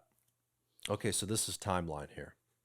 So you have E1 2027 completion, E3 2027 completion, and I think you mentioned the marketplace E2 is 2026 completion. That's right. Next summer. For the shell completion. And so tenants will start working around second quarter next year. So that is shell. So the stuff that you just saw and the infrastructure, the utilities, the roof, all those things, the slab will be done in mid-26, and then the tenants will have several months to come and finish. We would love to have the marketplace open and activated by Q4 of 26, for example, so you can pick up that holiday season and the December rush. Go back real quick, David. Is this 2 stories at all? I just noticed that there's like a secondary walkway on a second floor. Could be a mistake in the rendering, but I see people walking. Yeah. That's an older version. Sure. Yeah, it's not going to lead like that. But what is fun on a second story is if you go look up at the top of that office building on the right-hand side, there's outdoor office space that you're looking at, and then there's a deck overlooking this, which will have a lounge and nighttime Friday, Saturday What a cool night. vibe. Yeah, it's going to be great. Grow Financial, those employees, how many employees are they bringing to the area? Jeez, they're taking 50, 60,000 square feet. So I don't know what the space per employee is for that type of business, but it's meaningful. It's meaningful. And all those people are going to be walking around Ybor, by the way. They're going to love They're it. going to need something. Yeah, it's going to like They're going to you freaking couldn't love it. have a better Lunch office downstairs space. and hanging out and maybe getting a morning coffee right there. I mean, it's going to be a really different feeling for them, because aren't they coming from like Brandon area, Riverview, like out east? And the key, you're building right here, for example, in your property, it still adds value to your customers coming because it's convenient, but it adds value to your employees too. What Grow did a great job realizing and recognizing is that by being a leader in this project, it makes their recruiting better. And like, I'm very proud of my office space in Channel District, and I'm going to move it to Ybor because I want it to be comfortable for the team. That's the way business leadership is going, and that's the way that retail is going. So all this is all going to be an amenity to those people on the Grow team. So what Grow has done and committed to their new HQ over a little over 50,000 square feet here in Gasworks, you're seeing a trend in that where these medium and larger size companies are saying, we don't really want the office park like out in the middle of nowhere. We'd love to have an amenity driven, cool, maybe more urban environment for our employees. It seems like that's the way it's going. As a broad trend, suburban office is struggling. As a broad trend, some downtown offices nationally are struggling. Downtown Tampa is fortunate in that some of the other drivers that we've talked about has kept it a strong, tight market. It used to be a $22, $23 full service market. That's a lot. This is cheap rent, $23 for all in with utilities for office. Now it's more than doubled, and it's still full. But there's still all different types of businesses. When Chase does its call center, they want suburban office. They might not see value in their call center employees being down here. But now I don't know what Grow's exact uses of. It's going to be corporate, some of their corporate leadership. But kudos to them, and kudos to a lot of tenants that see this and get it. Yeah. Some of the other lease up in West Ybor over the Misan Place, there's the Casa Gomez building, 3 floors of office, about 4,500 square foot floor plates going from memory. All 3 of those leased up to little tech companies. At good rents. Yeah. JLL's handling that. All different tech companies? Mm-hmm. 3 different tech companies are going in that building. They've been in for a while. Interesting. So that'll be like a little hub. Yeah. The little Ybor office market and urban Tampa and eclectic unique office there's still demand for. You know what's interesting is I feel like that's kind of been the case for a few decades, where like kind of like the architects and some of the more progressive thinking people. I don't mean like ideologically. I just mean like I want to be in a cool brick street area. Like the office market in Totally. Ybor has kind of always been there from what I'm looking at. It the architects and the lawyers and the accountants, the Yeah. people that have noticed that have seen value in it and Well, I paid guess for it it the was whole cheap time. too, right? Over the last few decades, it was Cheap in relative to the value. It wasn't as sure. cheap as Brandon going out to 60 No, and for going sure. off Right. Falkenberg, but Right. it was still cheap relative to the Yeah. value. But I think a lot of the business, I know a lot of the businesses, people have lived there. I've lived there on and off. Um, you're going to get a little bit of a unique business. You're going to get a little bit of a unique culture and customer and tenant, even the residential that's going to live there. People are going to be intentional about living there because of the culture and vibe that it brings. For sure. Okay, next, David, what do we got? So these are the completions, La Union, and then W2. I don't think we've talked about W2. That's the building south of La Union, That is, yeah. and that's another apartment building. It's another apartment building. It will have some retail integration, but what's different about that building, the E1 through E3 blocks surrounding the park in the city grid, is the every ground floor inch that we make commercial retail, and those is going to be for lease to great tenants.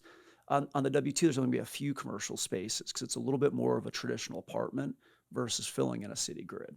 7,600 square feet, though. That's not nothing. I mean, It's that's a not. good size. It's not nothing. But the E1 building has 30,000, for example. E2 Right. is 30,000. Yeah. What are some of the opportunities that could or are coming to the W1 and W2, which is La Union, Yeah. and then I guess the unnamed apartment building? If you think that's still a lot of people, that's a lot of customers. So there's restaurants, there's grocery, there's all types of common sense that if you live in that building, you don't mind walking 400 yards to Ybor proper, but sometimes you're gonna get up Saturday morning and just go to your coffee shop in your building. Right. And so those businesses, there's a lot of demand, and we think they're going to do very well based on the amount of residents in those buildings. Very cool. Now, this is about Ybor. Yep. The intersection of people, passions, and pursuits.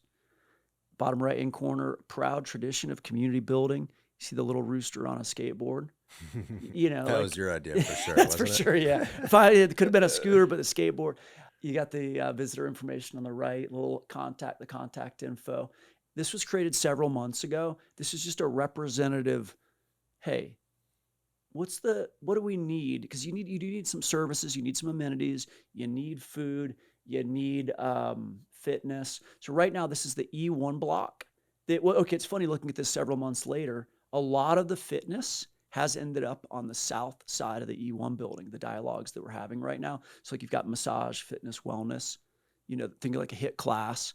We won't share the names, but Pilates, yoga, that mixed in. And then, so your F&B breakfast, for example, we mentioned we'll pick on Pura Vida again, but that would go really well with a high-end Pilates. Right. And a high-end yoga and a Right. HIIT class that you're spending $30 a class. And afterwards, you don't mind buying that $18 breakfast burrito. smoothie. Right. Yeah, you don't mind it. Because that's your customer. Back to Grow's headquarters, like do these businesses that, a fitness studio, for example, do they look and say, wow, 50,000 square feet of office, maybe people would come park for work, do a workout class, shower, change, and then go to work right there? Like Totally. like how big of a game changer or a factor is having that headquarters office right there in Gasworx for your job, which is these retailers? Like, do they take note of that?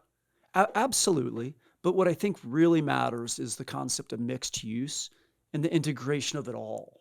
Yeah. The residential, the office, the park, the retail, the parking, the city blocks, the walkability, the location. That office is sort of a piece of this entire pie. It's a piece of it, and it plays off because look, a lot of those people in the office are going to live in this project. Okay, and there's some people that are going to live in that project that are going to maybe apply for a job at Grow. You'll see it more the other way, I'd imagine, but it makes the case in point. And so going back to the really fun part of the commercial thoughtfulness, which is think about your exact customer upstairs. Who exactly is that? And what business downstairs would best fit their need? And the better you nail that, the more value you create for the whole community. And you'd asked earlier about the balance of doing what's cool or right versus making money.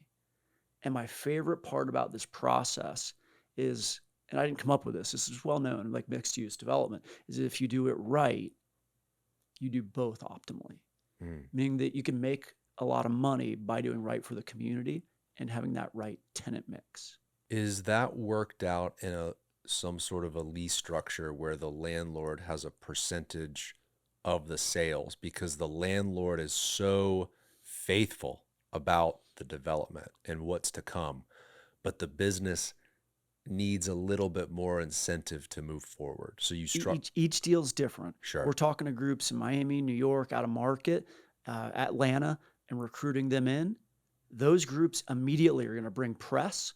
They're going to bring other co-tenancy nationally seeing that. That's one bucket. The other bucket, you're going to have credit tenants that are local or like a local tenant that's got a good operations, but hasn't expanded out of Tampa. And regional tenants, Florida. So figuring out how to mix that together. And then you need some services, for example, UPS, dental, different things. You have to find that balance as well. And so you're going to have a little bit of what we'll call national mixed into that as well. Can I ask a question about the east side? Yeah. If my orientation is correct, this side on the east is the street that goes directly to 7th and Hotel Haya. That's right. So this, I would imagine, is a critical, this is a big walking street. This is where people are going to go from Hotel Haya and 7th to Gasworx. Like, this is it. Huge walking. So it's a huge opportunity. But you know what? As I've had this discussion over the last several years, every street you can make an argument for how important it is. Yeah. But you're right. That one is the main thoroughfare. But to me, it's critical. Like when I'm at Hotel Haya right there on the corner going to Kikiriki and you look down, you can see the Barrel Vault building. Totally. And I'm thinking, dude, when that's complete, I'm going to be walking right down that way. That vantage point. That little building. I should have bought that damn little old brick building right there on that street. It was a great buy. It was like $1 million or something. But there's a lot more of decades. Come. I was gonna say you're young, man. You got we'll talk about your success in a second. Give me some faith now. You got plenty of time to scoop these things up. If I had $1 for every time, I'm like, I should have bought that. Right. Like, That's true. It's a young. God has a plan for all of us, right? And our real estate careers. On the east side, though, this mix seems more service oriented for people that would live in the community.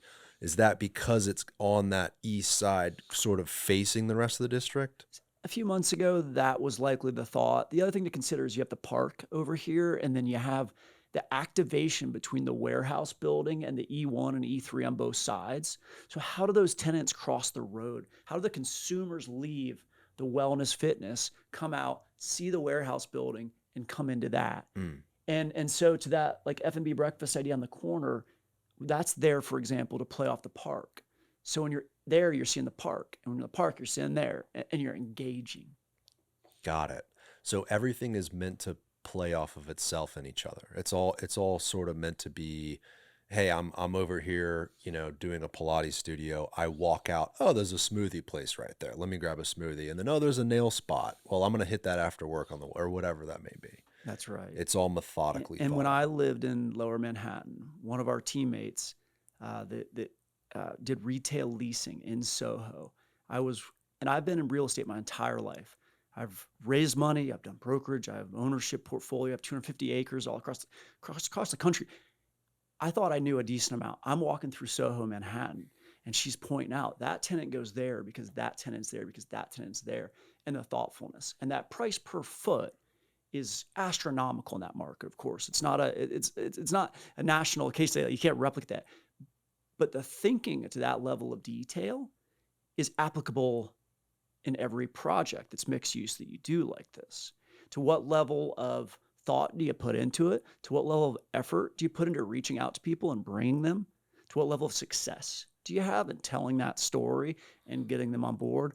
Ultimately creates the outcome and the product and the quality of life for the people living upstairs and visiting from around Tampa and tourists coming off the trolley, zipping in. This is a sort of a unique opportunity though, because it doesn't exist, right? And so you're building it and you're curating these tenants in specific locations, whereas in New York, the grids existed for 200 years.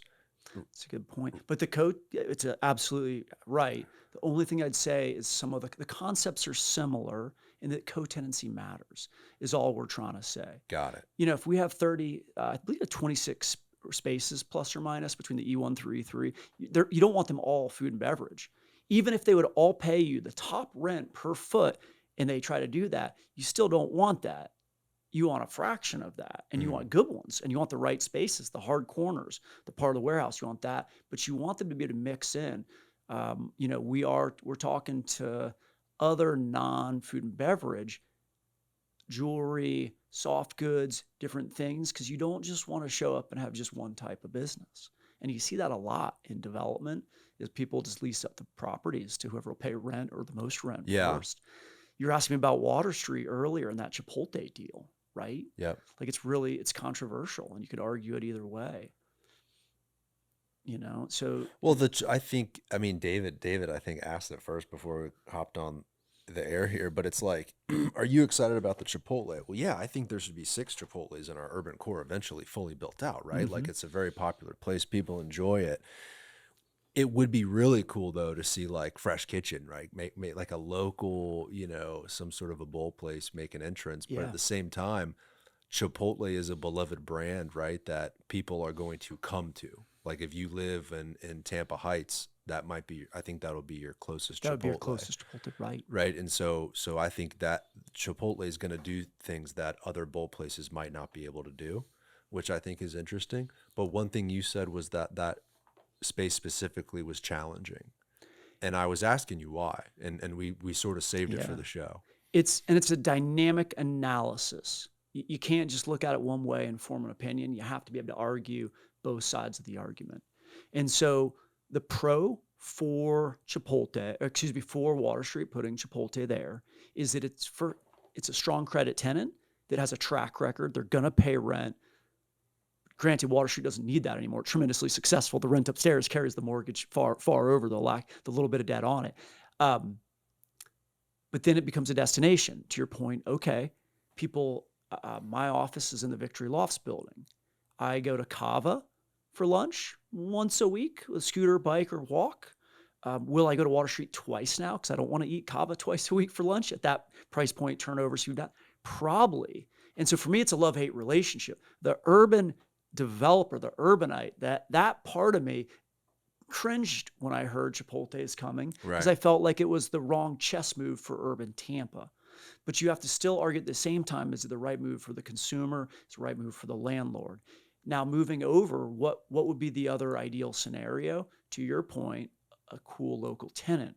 But sometimes that doesn't work, and you have to make good business decisions. That location, I mentioned this before, it struggled as the salad place that I went in once or twice.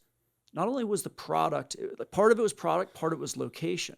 If you move over deeper into Water Street, where you're by Boulon and you're off of like across from Market in the Addition, or where where Chill Bros is, if you have a walk-by business, and that's so critical for discussion here, if you have a walk-by business, you're going to be okay. If you have a walk-by business and you're on that south side of the building over where Chipotle is going, the only people that walk by there are the ones that are going from Channel Side to Water Street. North side, right? It's on the south side, I believe. Oh, excuse me, you're right. On the north, on that, it's the northeast corner of the parking garage building is where the Orange Theory is. Yes. And then if you walk past, if you're heading west, you walk past that Orange Theory, and then that's where the Chipotle is going to go, where the salad place was. One block makes that much of a difference? Absolutely. And I'll go back and pick on that Manhattan example. In Manhattan, one block can mean hundreds of dollars in rent per foot because of the quality of co-tenancy, the location, proximity to subway, proximity to this. And Water Street's really exemplifying that because that block where Chill Bros, Boulon, and that is prime. Because if you go to Water Street as a consumer from out of market, whether you're coming from Channel Side to Ybor or North Tampa or you're vacationing, you're going to walk that street. Right. But you're not necessarily going to walk by the old salad shop in the Orange Theory on that northeast corner that shut down.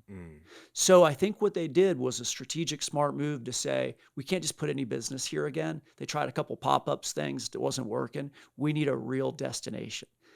that, to your point, that guy that really is craving Chipotle from Tampa Heights will go get done. So it's a sort of easy bet. Like, hey, we tried it a couple different ways. Yeah. It's maybe the most challenging corner, I guess. I Wi- think that's a fair statement. in that It's the most development. in all of current Water Street. Of course, So now, yeah, the new phases. so are let me coming. ask you, with that philosophy, could be the same reason why they put the Synovus Bank on that other corner, which has the same challenges, maybe. Totally. And are they Bank's not walked is by challenges even the right word, or it's just a different experience which would demand a different level of tenancy? Like the bank is not going to go where Boulogne is. It's just smart real estate development strategy, retail. It's retail 101 Yeah. is what it really is. And the level of thoughtfulness and intricacies you can get into these topics. Yeah, that Synovus, that is a destination customer that has a relationship with the bank, needs to make a deposit, needs to get a loan, needs to open an account. They're going to go get in there and find them. But the guy that's just walking through traveling, that's not their retail experience. And so the developer does not want to put a Synovus Bank in to disrupt that experience of that person walking down. That prime. Yeah. Ideally not. Now, in some markets, the banks will pay for it. Right. They'll pay big for it. But that's coming back to our discussion here. Yeah. That's where you have to be very thoughtful and draw the line. It would be so easy to lease up 100,000 square feet and fill up commercial and get these deals done. But if you're turning away 2/3 of the business because they don't fit the 100-year strategy that really, like I said earlier, the businesses that go in here and the trajectory that has on the rest of Gasworx and the rest of Ybor, you can't underestimate how impactful. When you say 100-year strategy, is that sort of like tongue in cheek, or I mean, you guys really think about this in that much of a time scale?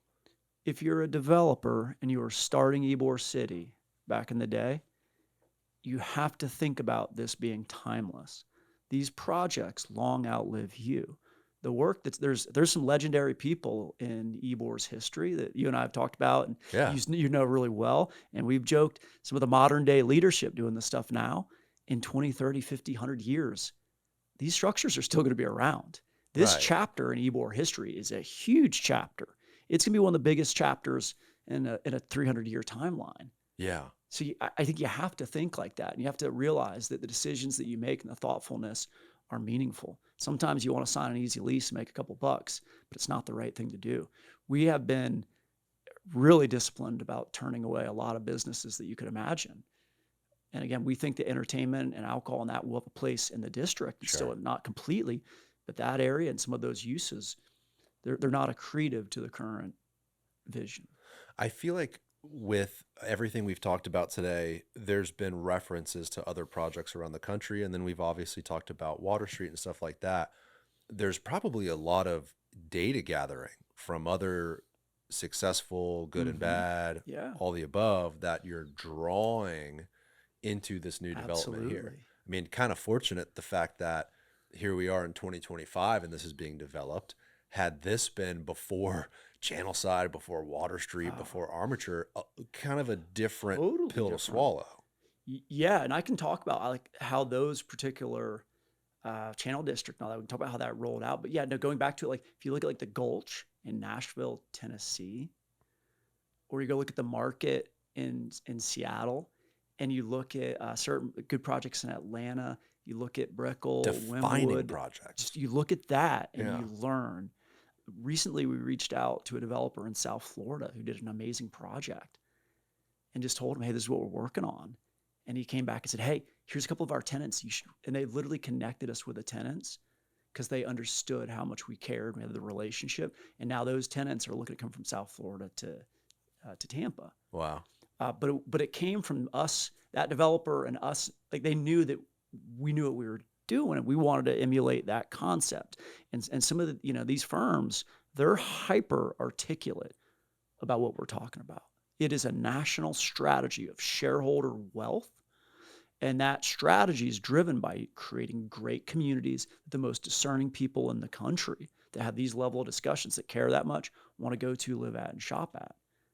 How do you, before we roll into Yeah. I guess this will be what, E3, right? This is the last one on the south side. That's right. Before we roll into that, let me ask you, how do you expect to announce the tenancy? I mean, is there a certain mark you hit and then you say, this person's going here, this person's going here? Is it up to that business to make that announcement? Like, how does that rollout occur? When should people expect to hear who's who? It's a great question. Part of it is momentum. Part of it's marketing. Part of it's PR. Part of it's who do you want to announce first. And remember, the development team has a say on that. The tenants have a say on it as well. Right. It's perfectly imperfect. You would like to follow on a mise en place lease with a couple more good wins for not just for Gasworx, for Ybor momentum as a Absolutely. whole. For the Our city, biggest man. job, for the city. You're changing changing some perception. Part of my business is single tenant build to suit, and I fly into markets for retail and for medical. And I'm in Austin, Charlotte, Portland, Minneapolis. It's different markets. And you go in there and you look at a project, and the locals all are sure this is what that real estate's like. This is what you're going to get. This is the price. When you come in from out of town, you see it differently. That's one thing I've noticed. It's like a banker mentality. You're almost too close to it. Yeah. Sometimes I feel like some of the businesses in Tampa that are going to be watching this video and looking at this, when they started the video, they had a perception of Ybor. My hope is that our discussion, you do a lot of great work in this area. You're one of the biggest advocates I know of Ybor, is to change their perception. What if I was wrong about Ybor and Ybor can and will change? Yeah. Because it will. It definitely will. I try my hardest to fight in the comments section about it all day, every day. But it's fun, but those people need to change. But look, I get the point I'm making. It takes time to change I say, perception. come on down. What I tell people, I don't try to force anyone's opinion. Look, I have negative connotation about Ybor. I grew up here. I remember, in the 90s, how frankly horrific it was and how much better it's gotten over the decades. Yeah. And I recognize that connotation still exists in many people. And there's a small part of me, I'll go there and, I'm still aware of everything, right? And that's because I grew up here. What I tell people when they are still very fearful, I'd never go down there. I'd never just go. Just go and have lunch and check it out, man. Go get a latte at Hotel Haya and start to look around at the cranes and the development. Watch this episode and get the correct information before you make another judgment. A judgment that may have been well-founded 10 years ago, come and change your mind. That's what development is. That's what your show is really about. That what it epitomizes is understanding that development means communities, markets changing, people changing. Yeah. So the next couple of tenants that are announced off of the mise en place, if you're a naysayer, I've been anti-Ybor, but 3 of those in a row happen and you see it in the press, there's no better argument that's going to come in the next 24 months. 24 months. Yeah. So this is E3. This is the most southern new block that's being created in this sort of Gasworx nucleus. And I've noticed that there's more of an intention on not regional service. I'm sorry, I'm not in your world, right? So I don't know the right lingo, but there's a clear difference, right? Yeah.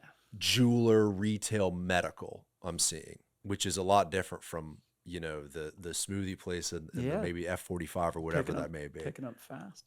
Trying to. The show's like a freaking crash course on all this stuff for me, which is a lot of fun. And even convenience and home goods, right? So it's like, this to me is, hey, I live in Ybor. Where am I going to get furniture? Where am I going to get? Further south, you're further away from 7th. Okay, you're deeper into Gasworx, closer to 60, in the heart of the Gasworx community. Of note, to the north of this is the E2 building, which is the warehouse, and the office building, the ground floor. We mentioned all that space is going to have great engagement off of 4th Street and the Paseo. So picture someone walking out of the restaurants on the south side of the warehouse. They've just walked all the way. They've enjoyed the park. They've come up through the water features. They're through the park. They've gone through the warehouse. They've consumed there. They've water enjoyed, features. The Channel District, the Garrison Channel and all that. Got when it. I say coming up from Sparkman's and through where the Riverwalk Got it. will come all the way through. So you have to think about that whole experience. Or if you're coming from Encore and you're cutting through, or if you just got to Ybor and you parked, you have to think about all dial it that these. far back. I mean, you put yourself in the mind of someone who is walking, maybe visiting the aquarium, and then saying, "Let's walk up the Riverwalk to Ybor." You have to. And what does their journey look like as a customer? And I think this is happening really well in Tampa Heights on the other side, and it's very important. Like your customer, is it a nighttime customer? Is it a daytime customer? Where do they come from? What is their customer experience? So in that example, hypothetically, if it's an afternoon bike ride up into Gasworx and Ybor from through Channel District and they're by the aquarium, they came up into it. If they go check out the park, they see the warehouse, they then go get water, something light. Then they walk around, shop a little bit, maybe in the marketplace. Maybe they get to Century Ybor, come back. Then they have a real meal. You want people to have multiple reasons to come engage in your community. You want to be that destination. You don't just want to do business with the tenants upstairs. But then if you're in that warehouse to the north of this and you eat on one of the restaurants on the south side that we've mentioned, you then come out and you see a soft goods or a jeweler or a retail. So you've now had an opportunity to experience multiple different retail businesses on this journey. And what's described in all of this is not set in stone necessarily. It's more about who the development team and what your team believes should be the best fit in these locations.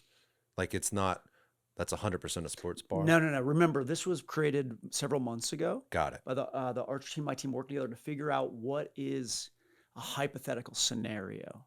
And then since then, it's very much talking to actual businesses, but this is just to give an idea to think about what's that ideal mix of retail, food and beverage, service, fitness, soft goods. On the west and the east side, those are pretty large spaces. I mean, you're probably talking about some significant sports bar, food and beverage to anchor those corners.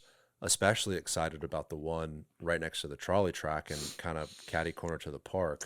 Sports bar. What an opportunity to where, you get out of a Lightning game.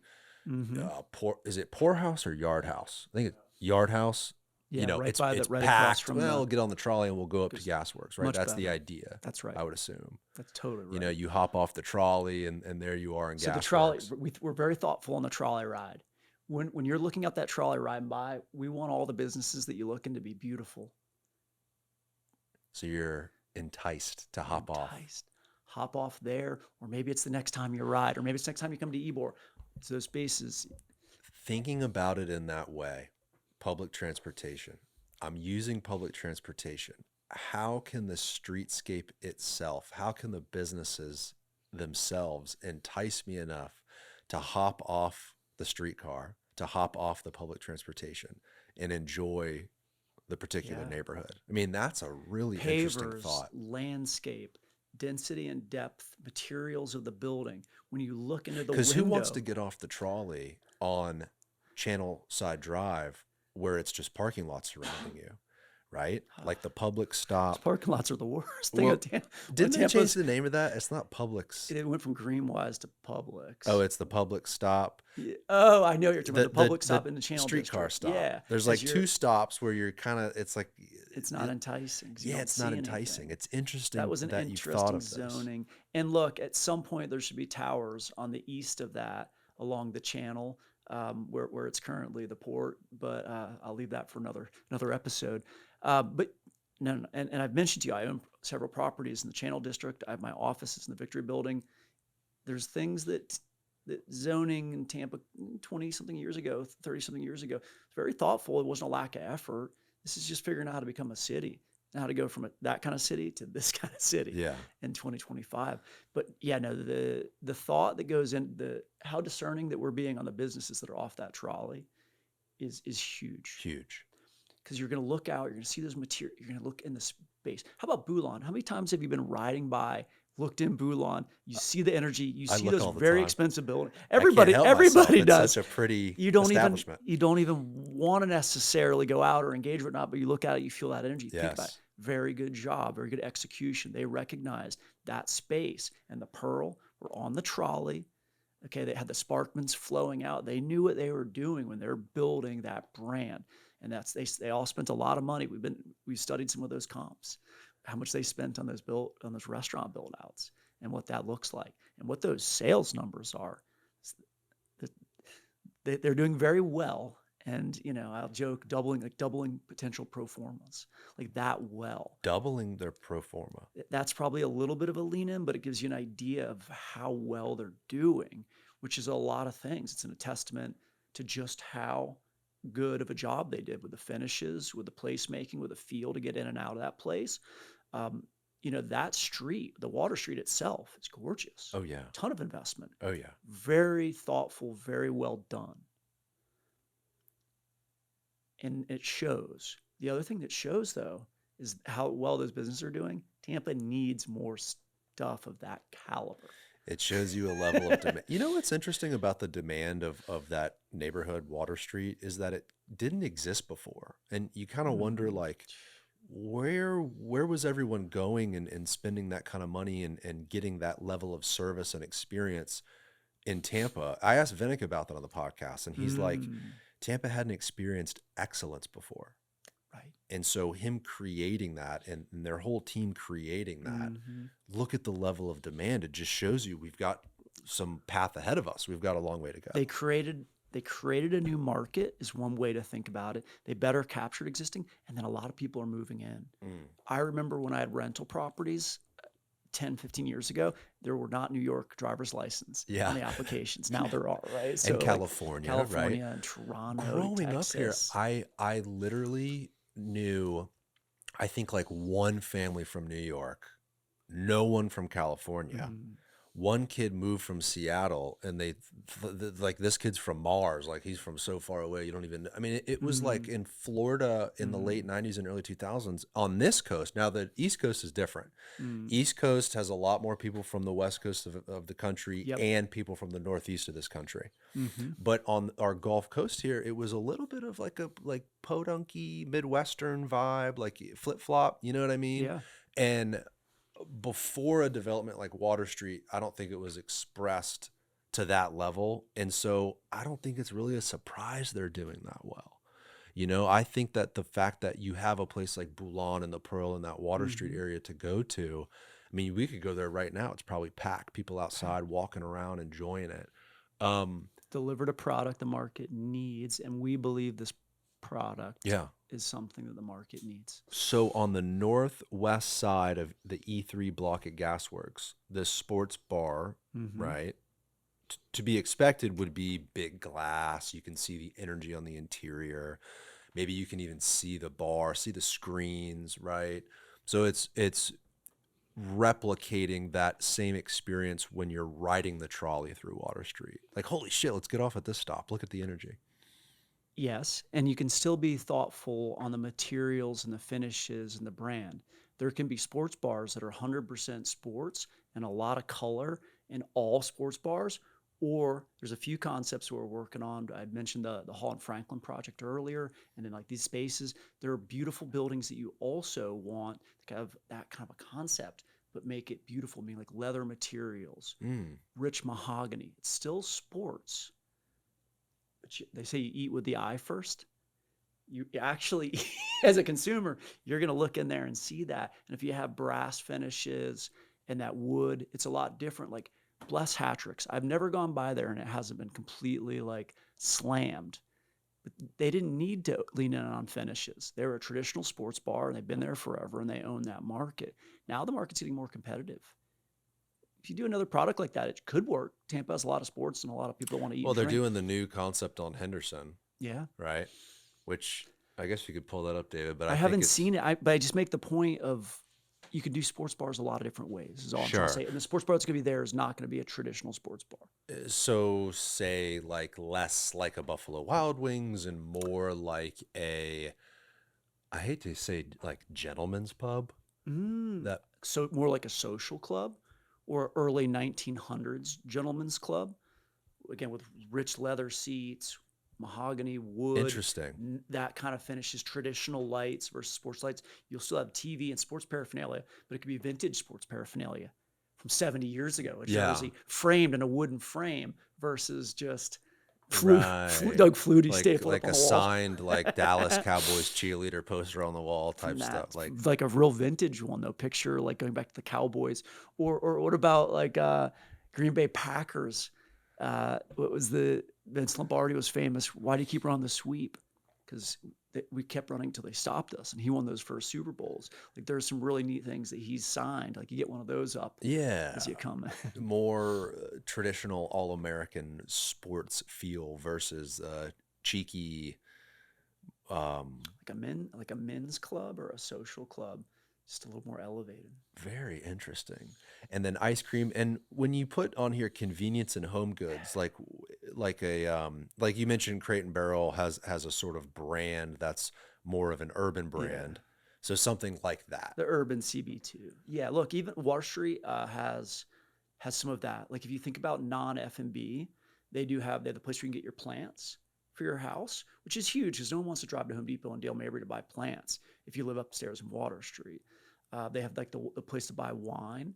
There is a little furniture store, and I haven't personally used the furniture place in Water Street, but I'm sure similar to what CB2 would do for us. You go there, you meet with a salesperson, you buy stuff online. You have Yeah. a human interact with while you're buying it. And it's in your neighborhood too. That's all I mean. It feels local. Yeah, it feels local, and you should prefer. I would prefer if I live upstairs to shop there for my convenience home goods versus Amazon or even having to get in the vehicle and leave. That's part of mixed use excellence. 100%. And then Target has been talked about, I think, for a couple years in the area. I have mixed feelings about it. On one side, I feel Yeah. like it would completely kill certain opportunities with smaller businesses because Yep. Target's like the big bad beast that would come in and scoop up a lot of demand in a particular area that is kind of just getting going. It's not like 50,000 people already live here and there's enough to go around. So on one side, I'm disappointed. On the other side, gosh, in the urban core to have a Target sounds like a win. Um, what can you tell me about it? Is it anything you're working on or have you heard this? Yeah, it's of course it's another issue that you can argue both ways. To answer your point, though, in neat parts of Manhattan, there are Targets on second, third floor space with very small Target entranceways that go up an escalator or elevator, and they don't negatively impact the ground level retail. And also, the ground level retail is so expensive, it doesn't make any sense for a Target to be on grade. So when you think about a project like this, I'll just make that point that just because a Target comes doesn't necessarily mean you're not going to be a really cool, authentic, trendy neighborhood. With that said, Ybor is a big place. There's a lot of property. Do you think the IKEA is a big corporation? Obviously, it's a little further away, but does that have a negative connotation, or is it an amenity that also brings people from an hour away to come to IKEA and then afterwards they hang out in Ybor? Well, I think it's certainly an amenity. You need IKEA it, is a though. unique thing. I think Yeah. the issue with Target is it has too much in one place. It's my clothing, it's Takes my away. jewelry, it's sunglasses, It it's makes food. it harder for the little guys to compete. I mean, they got Starbucks in there. Like it's, you know what I mean? Totally. It's but also at the same time, you go to a place like Boston, and in their city, right, in the urban area, there's Yep. like Target and TJ Maxx, and it kind of works. And Density. with the local smaller And the local places businesses too. do fine, but that's a density discussion. So Target would maybe have a more negative impact if it was too early because it would scoop demand early on versus when the 7,500 people live here, Yeah. Water Street Phase 2 gets rolling, you have 10, Ybor 20,000 more harbors people, more right. people. Fast forward 10 years, maybe the market can Palmetto absorb Bay's a filling out Target. more. Yeah, it's all about density. Yeah. And the consumer still should have a preference in an urban core like this. I don't think that in Channelside or Ybor should have to get with the nearest Target's Dale Mabry. Is that right? Yeah. It's 275 in Dale Mabry. There's only one on Dale Mabry and one on Kennedy. So that's I'm sorry, Gandy. That's a trek. Same difference for Walmart, Dale Mabry. That's a bit of a trek. There should be probably a Walmart and a Target somewhere on the east, more on the east side, without having to go all the way out to Brandon. And that doesn't mean that discerning consumers aren't still going to go to the local jeweler and they're going to buy that stuff at Target. But to your point, it's a delicate act. Yeah. I mentioned earlier that in the marketplace, wanting to have fresh groceries, vegetables, those are going to cost more than the Trader Joe's. Okay, so I'm going to go out on a limb and just say that each one of those units of lettuce or eggs or milk could be 100% more than the cost of it in Trader Joe's. That's astronomical on It's scale. always cheaper to hop in your car and drive out to Brandon and go to Sam's Club. But your time your culture, your experience as a consumer is at the table. People cross the street for $3 gas versus $2.99 gas. Save a penny. And that may not be the customer, though, that pays that much to live there. Right. Is a point I make. There's a market for everything. Going back to the beginning of the discussion with some of those suburban solutions, just different target market. Yeah. There's gonna be a really cool customer. There's gonna be artists. There's gonna be creatives. There's gonna be people that are moving to Tampa and say, no, like I don't want West Shore. I don't want Dale Mabry, Carrollwood. Nope. You know, they're gonna maybe they'd look at maybe going through Midtown. Ooh, this is kind of cool, but doesn't resonate with me on Water Street. It's a little too shiny. Ybor. Right. Wow, Gasworx. Whoa. Feels like Brooklyn. It's a little gritty. It's a little cool. There's that. There's the little wine bars. There's that. There's still grit in the street. There's unique mom and pop businesses. That's my spot. That's our customer. You don't want the rest of the customer. You don't need them. It's not the strategy or business plan. It's a specific type of person who would live in this district that you're sort of targeting with the tenancy of everything we've talked about today. That's right. Very interesting. Josh, do we miss anything? I was excited to hear an update on one of your first few, I believe, commercial projects. I've watched you grow in the career and hear about that. I want to get an update on your building. So I bought the building, and you may or may not appreciate it. A couple people have told me I was a little silly to do something like this. I didn't do a hardcore pro forma. I didn't run deep details on the numbers. I saw a particular piece of property in a building, zone commercial general, third of an acre, 3,000 square foot building built in, I think, 2003, in a neighborhood that has more home sales over $1 million than any other neighborhood in the city besides South Tampa.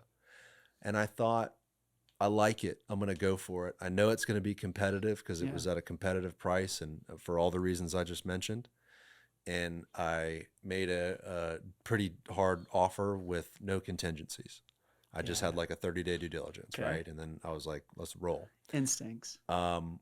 The man that owned it was John Hernandez, old school West Tampa guy. He's freaking awesome. He's retiring.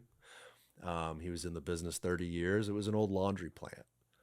And so I skipped the phase 1 environmental. I'm like, we need a phase 2. Let's just get in there, test the soil, Did they let you do that? I think they require the phase 1 to do the phase 2. Did they accept your money? I'm like, there's a gas station next door. It's a laundry facility. Know, we need it. I'll pay for it, whatever. Paid to have it rushed, the whole thing. Ended up buying it. Closed on it a few months ago. Working with, shout out Lauren Campbell, Archer Group, who's also working with you.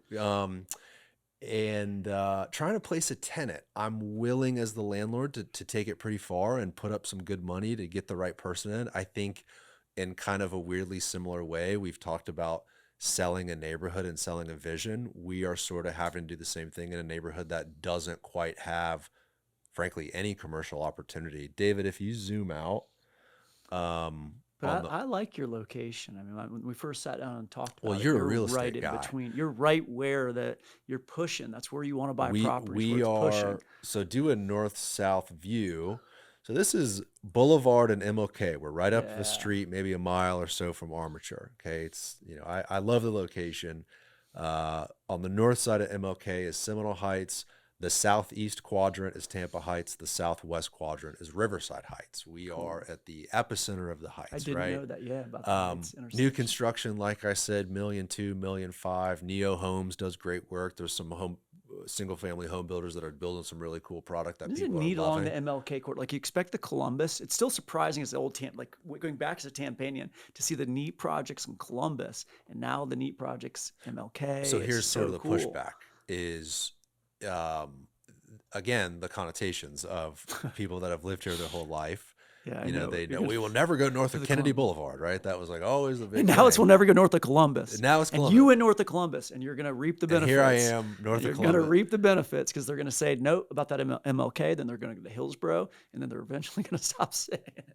Well, you know what? That's how we rebuild our city. That's right. One area at a time. Really cool shell. You mentioned not doing the pro forma, but there's two peoples, and we talked about this before. There's them that study a lot, And that's one way to do it. There's others that kind of kick in the door and start looking around, and there's instinctual. Yeah. I think you should have some balance. We've discussed on your early deals, you want to be real calculated. You want to make sure you have wins on the early ones. You can take bigger risks later, but get that income, get the mortgage, get the stability, get the confidence, and get the reps, which is what I'm so happy to see. How's the pre-marketing going?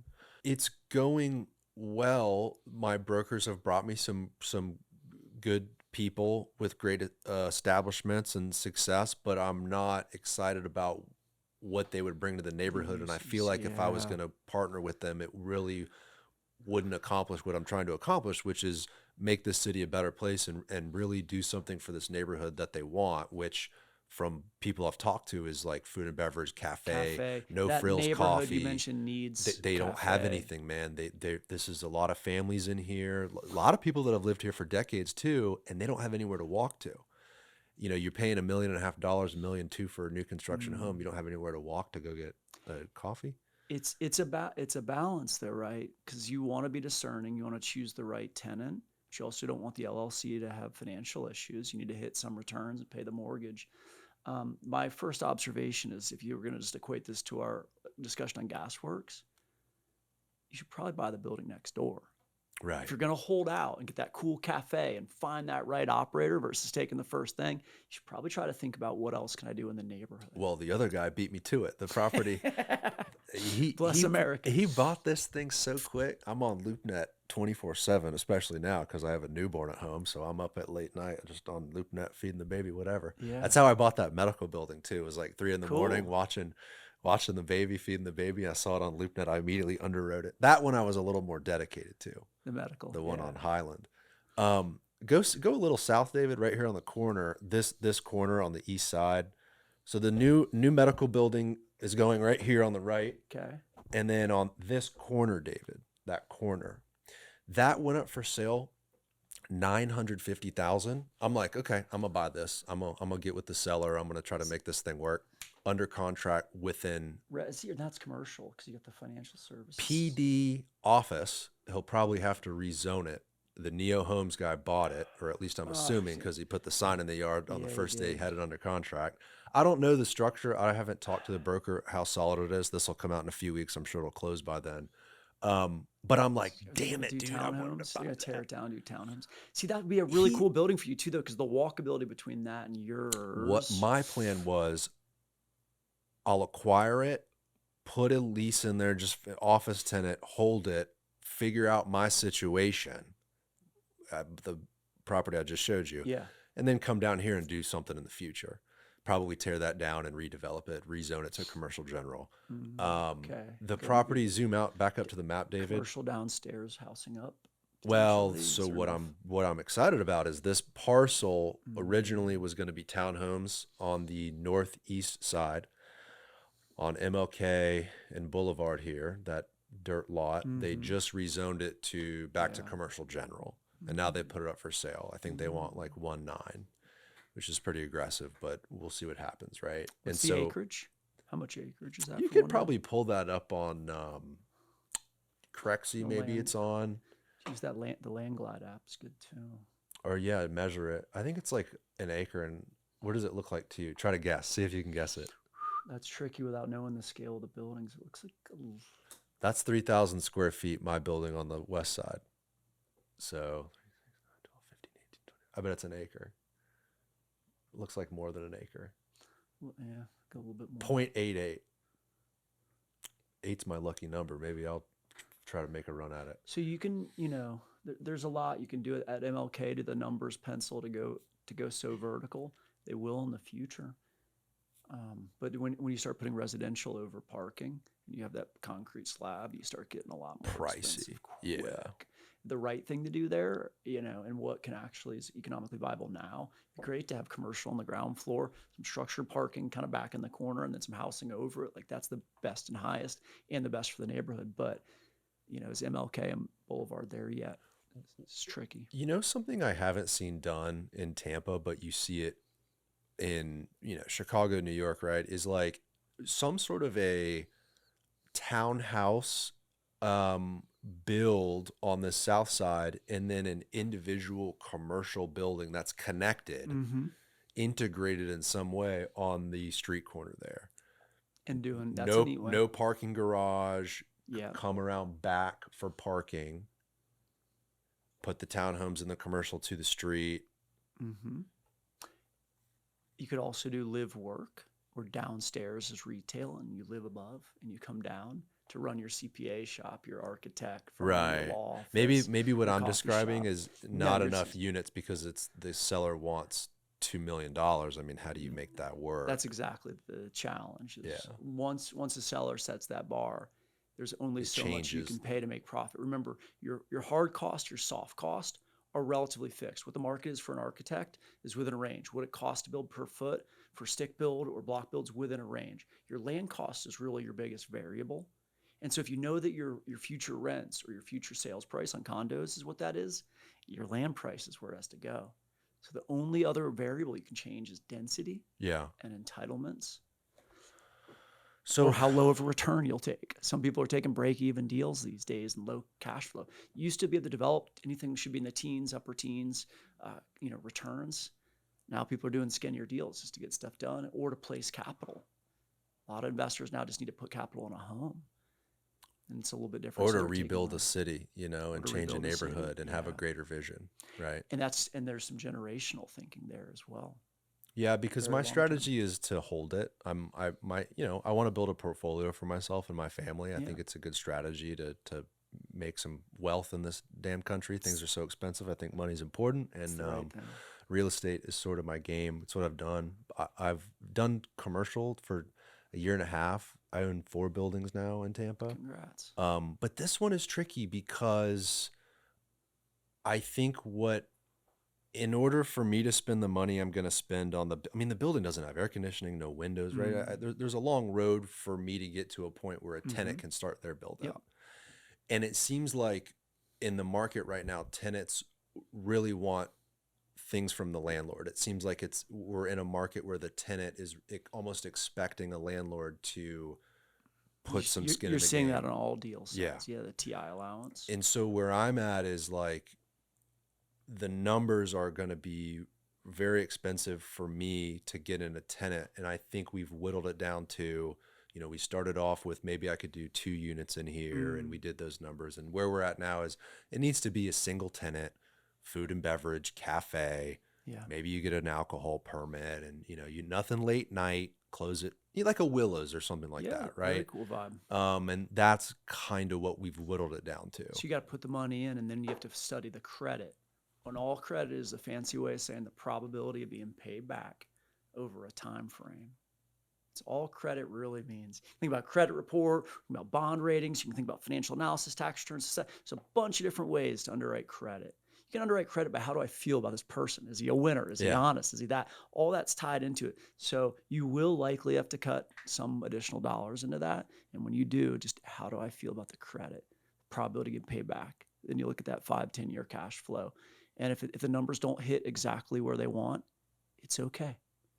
Just don't lose your ass on your first deals. Okay, just move on to the next one. There's a learning experience.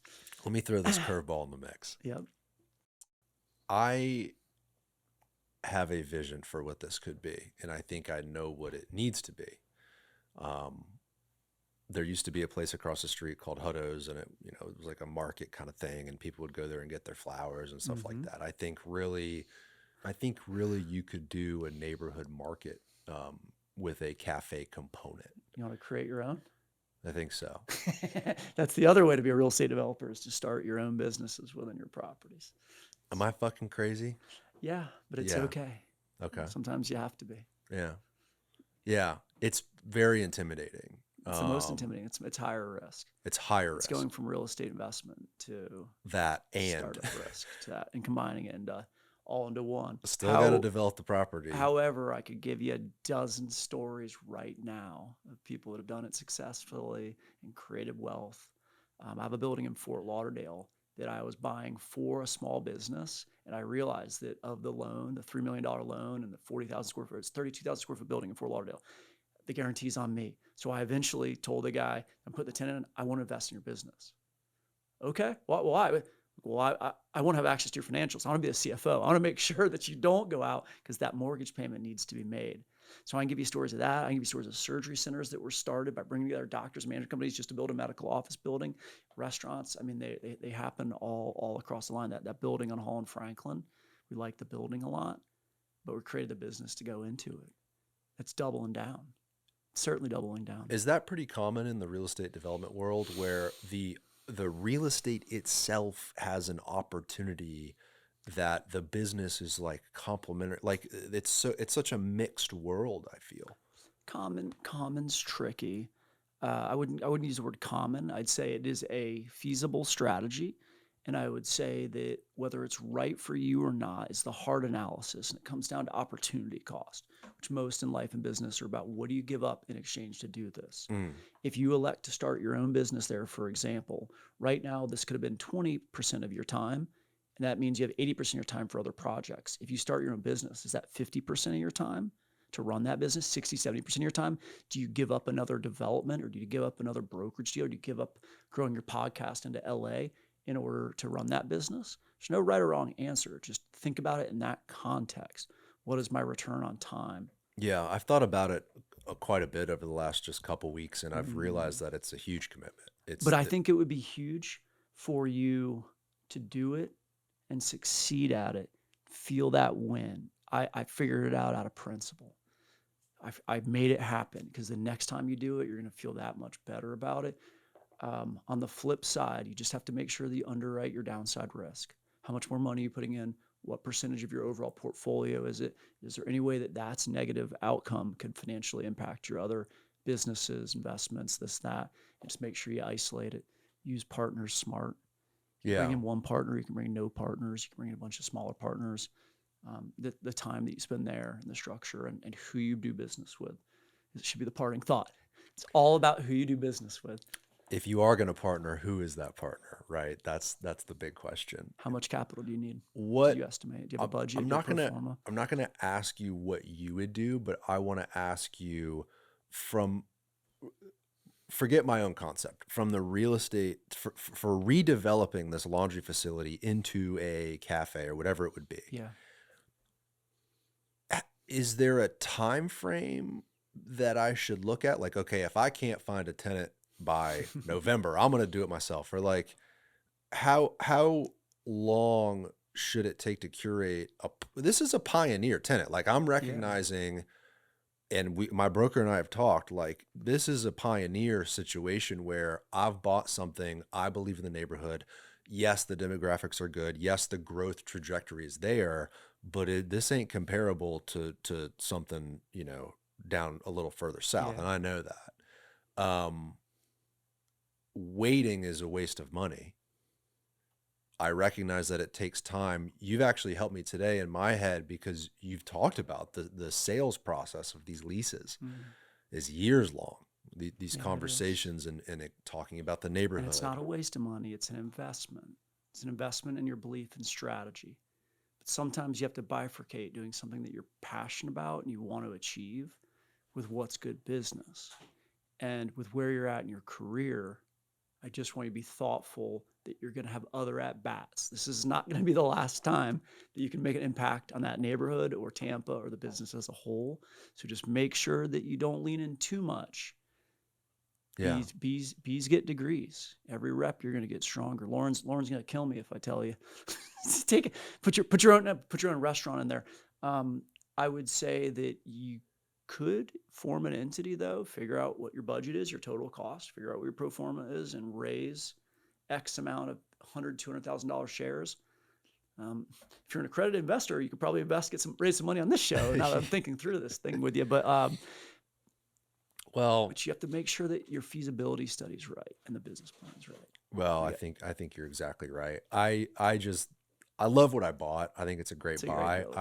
I'm confident that the time will work. Time is the factor here. Time and patience. Time and patience is the factor here. We made some improvements. I'll probably make some more improvements. And we were restructuring some marketing right now. And, interestingly, a single tenant food and beverage concept, like, I can kind of go down that road with the GC and the architect and with the marketing, and it is the same path I would go down if I was doing it myself anyway. Correct. From the beginning phases. And you're going to need to put money in someone else's business as a TI investment. So there's an argument you can make there in putting it in your own business. Well, that's, yeah. That's how you got there. I got there because I looked at, wait a second, I'm spending, I'm going to spend 6 or 7 just on the building. And then the TI is going to be another few $100,000 and it's going to be $1 million. Single tenant deals take longer. But when they come together, they're great deals because it's one income stream and the cap rate's low. So be patient. Bless America. Bless America. All right, Josh, I appreciate it. One more time, if people want to get in touch about all this stuff, how can they reach you? I know you're on Instagram as well. Yeah, absolutely. Just search Joshua Pardue, and the email is Josh Pardue, Pardue @jpredev.com. And you've got YouTube as well. You still doing the YouTube game? The YouTube's up. Some of this will get put in there. Yeah, we just released one on a 200-acre project that we're doing in Northport, the residential housing. We've got a couple coming for promoting Ybor and Gasworx, and then we've started doing some of the ones about business coaching and helping young people figure out what they want to do with their life. I love it. Josh, thank you for coming on. I always appreciate your wisdom. Thanks especially about this particular thing I'm working on here. Yeah. And your enthusiasm about Tampa and Gasworx is totally infectious. So I will always appreciate you. Come back anytime. It's an honor to help represent Tampa and do that. And I hope in 10 years you watch this little video about your building and you're like, I'm glad we did it. I'm glad we did it. All right. Thanks again, man. Sir. I appreciate it. Take it easy. All right. Bye, everybody.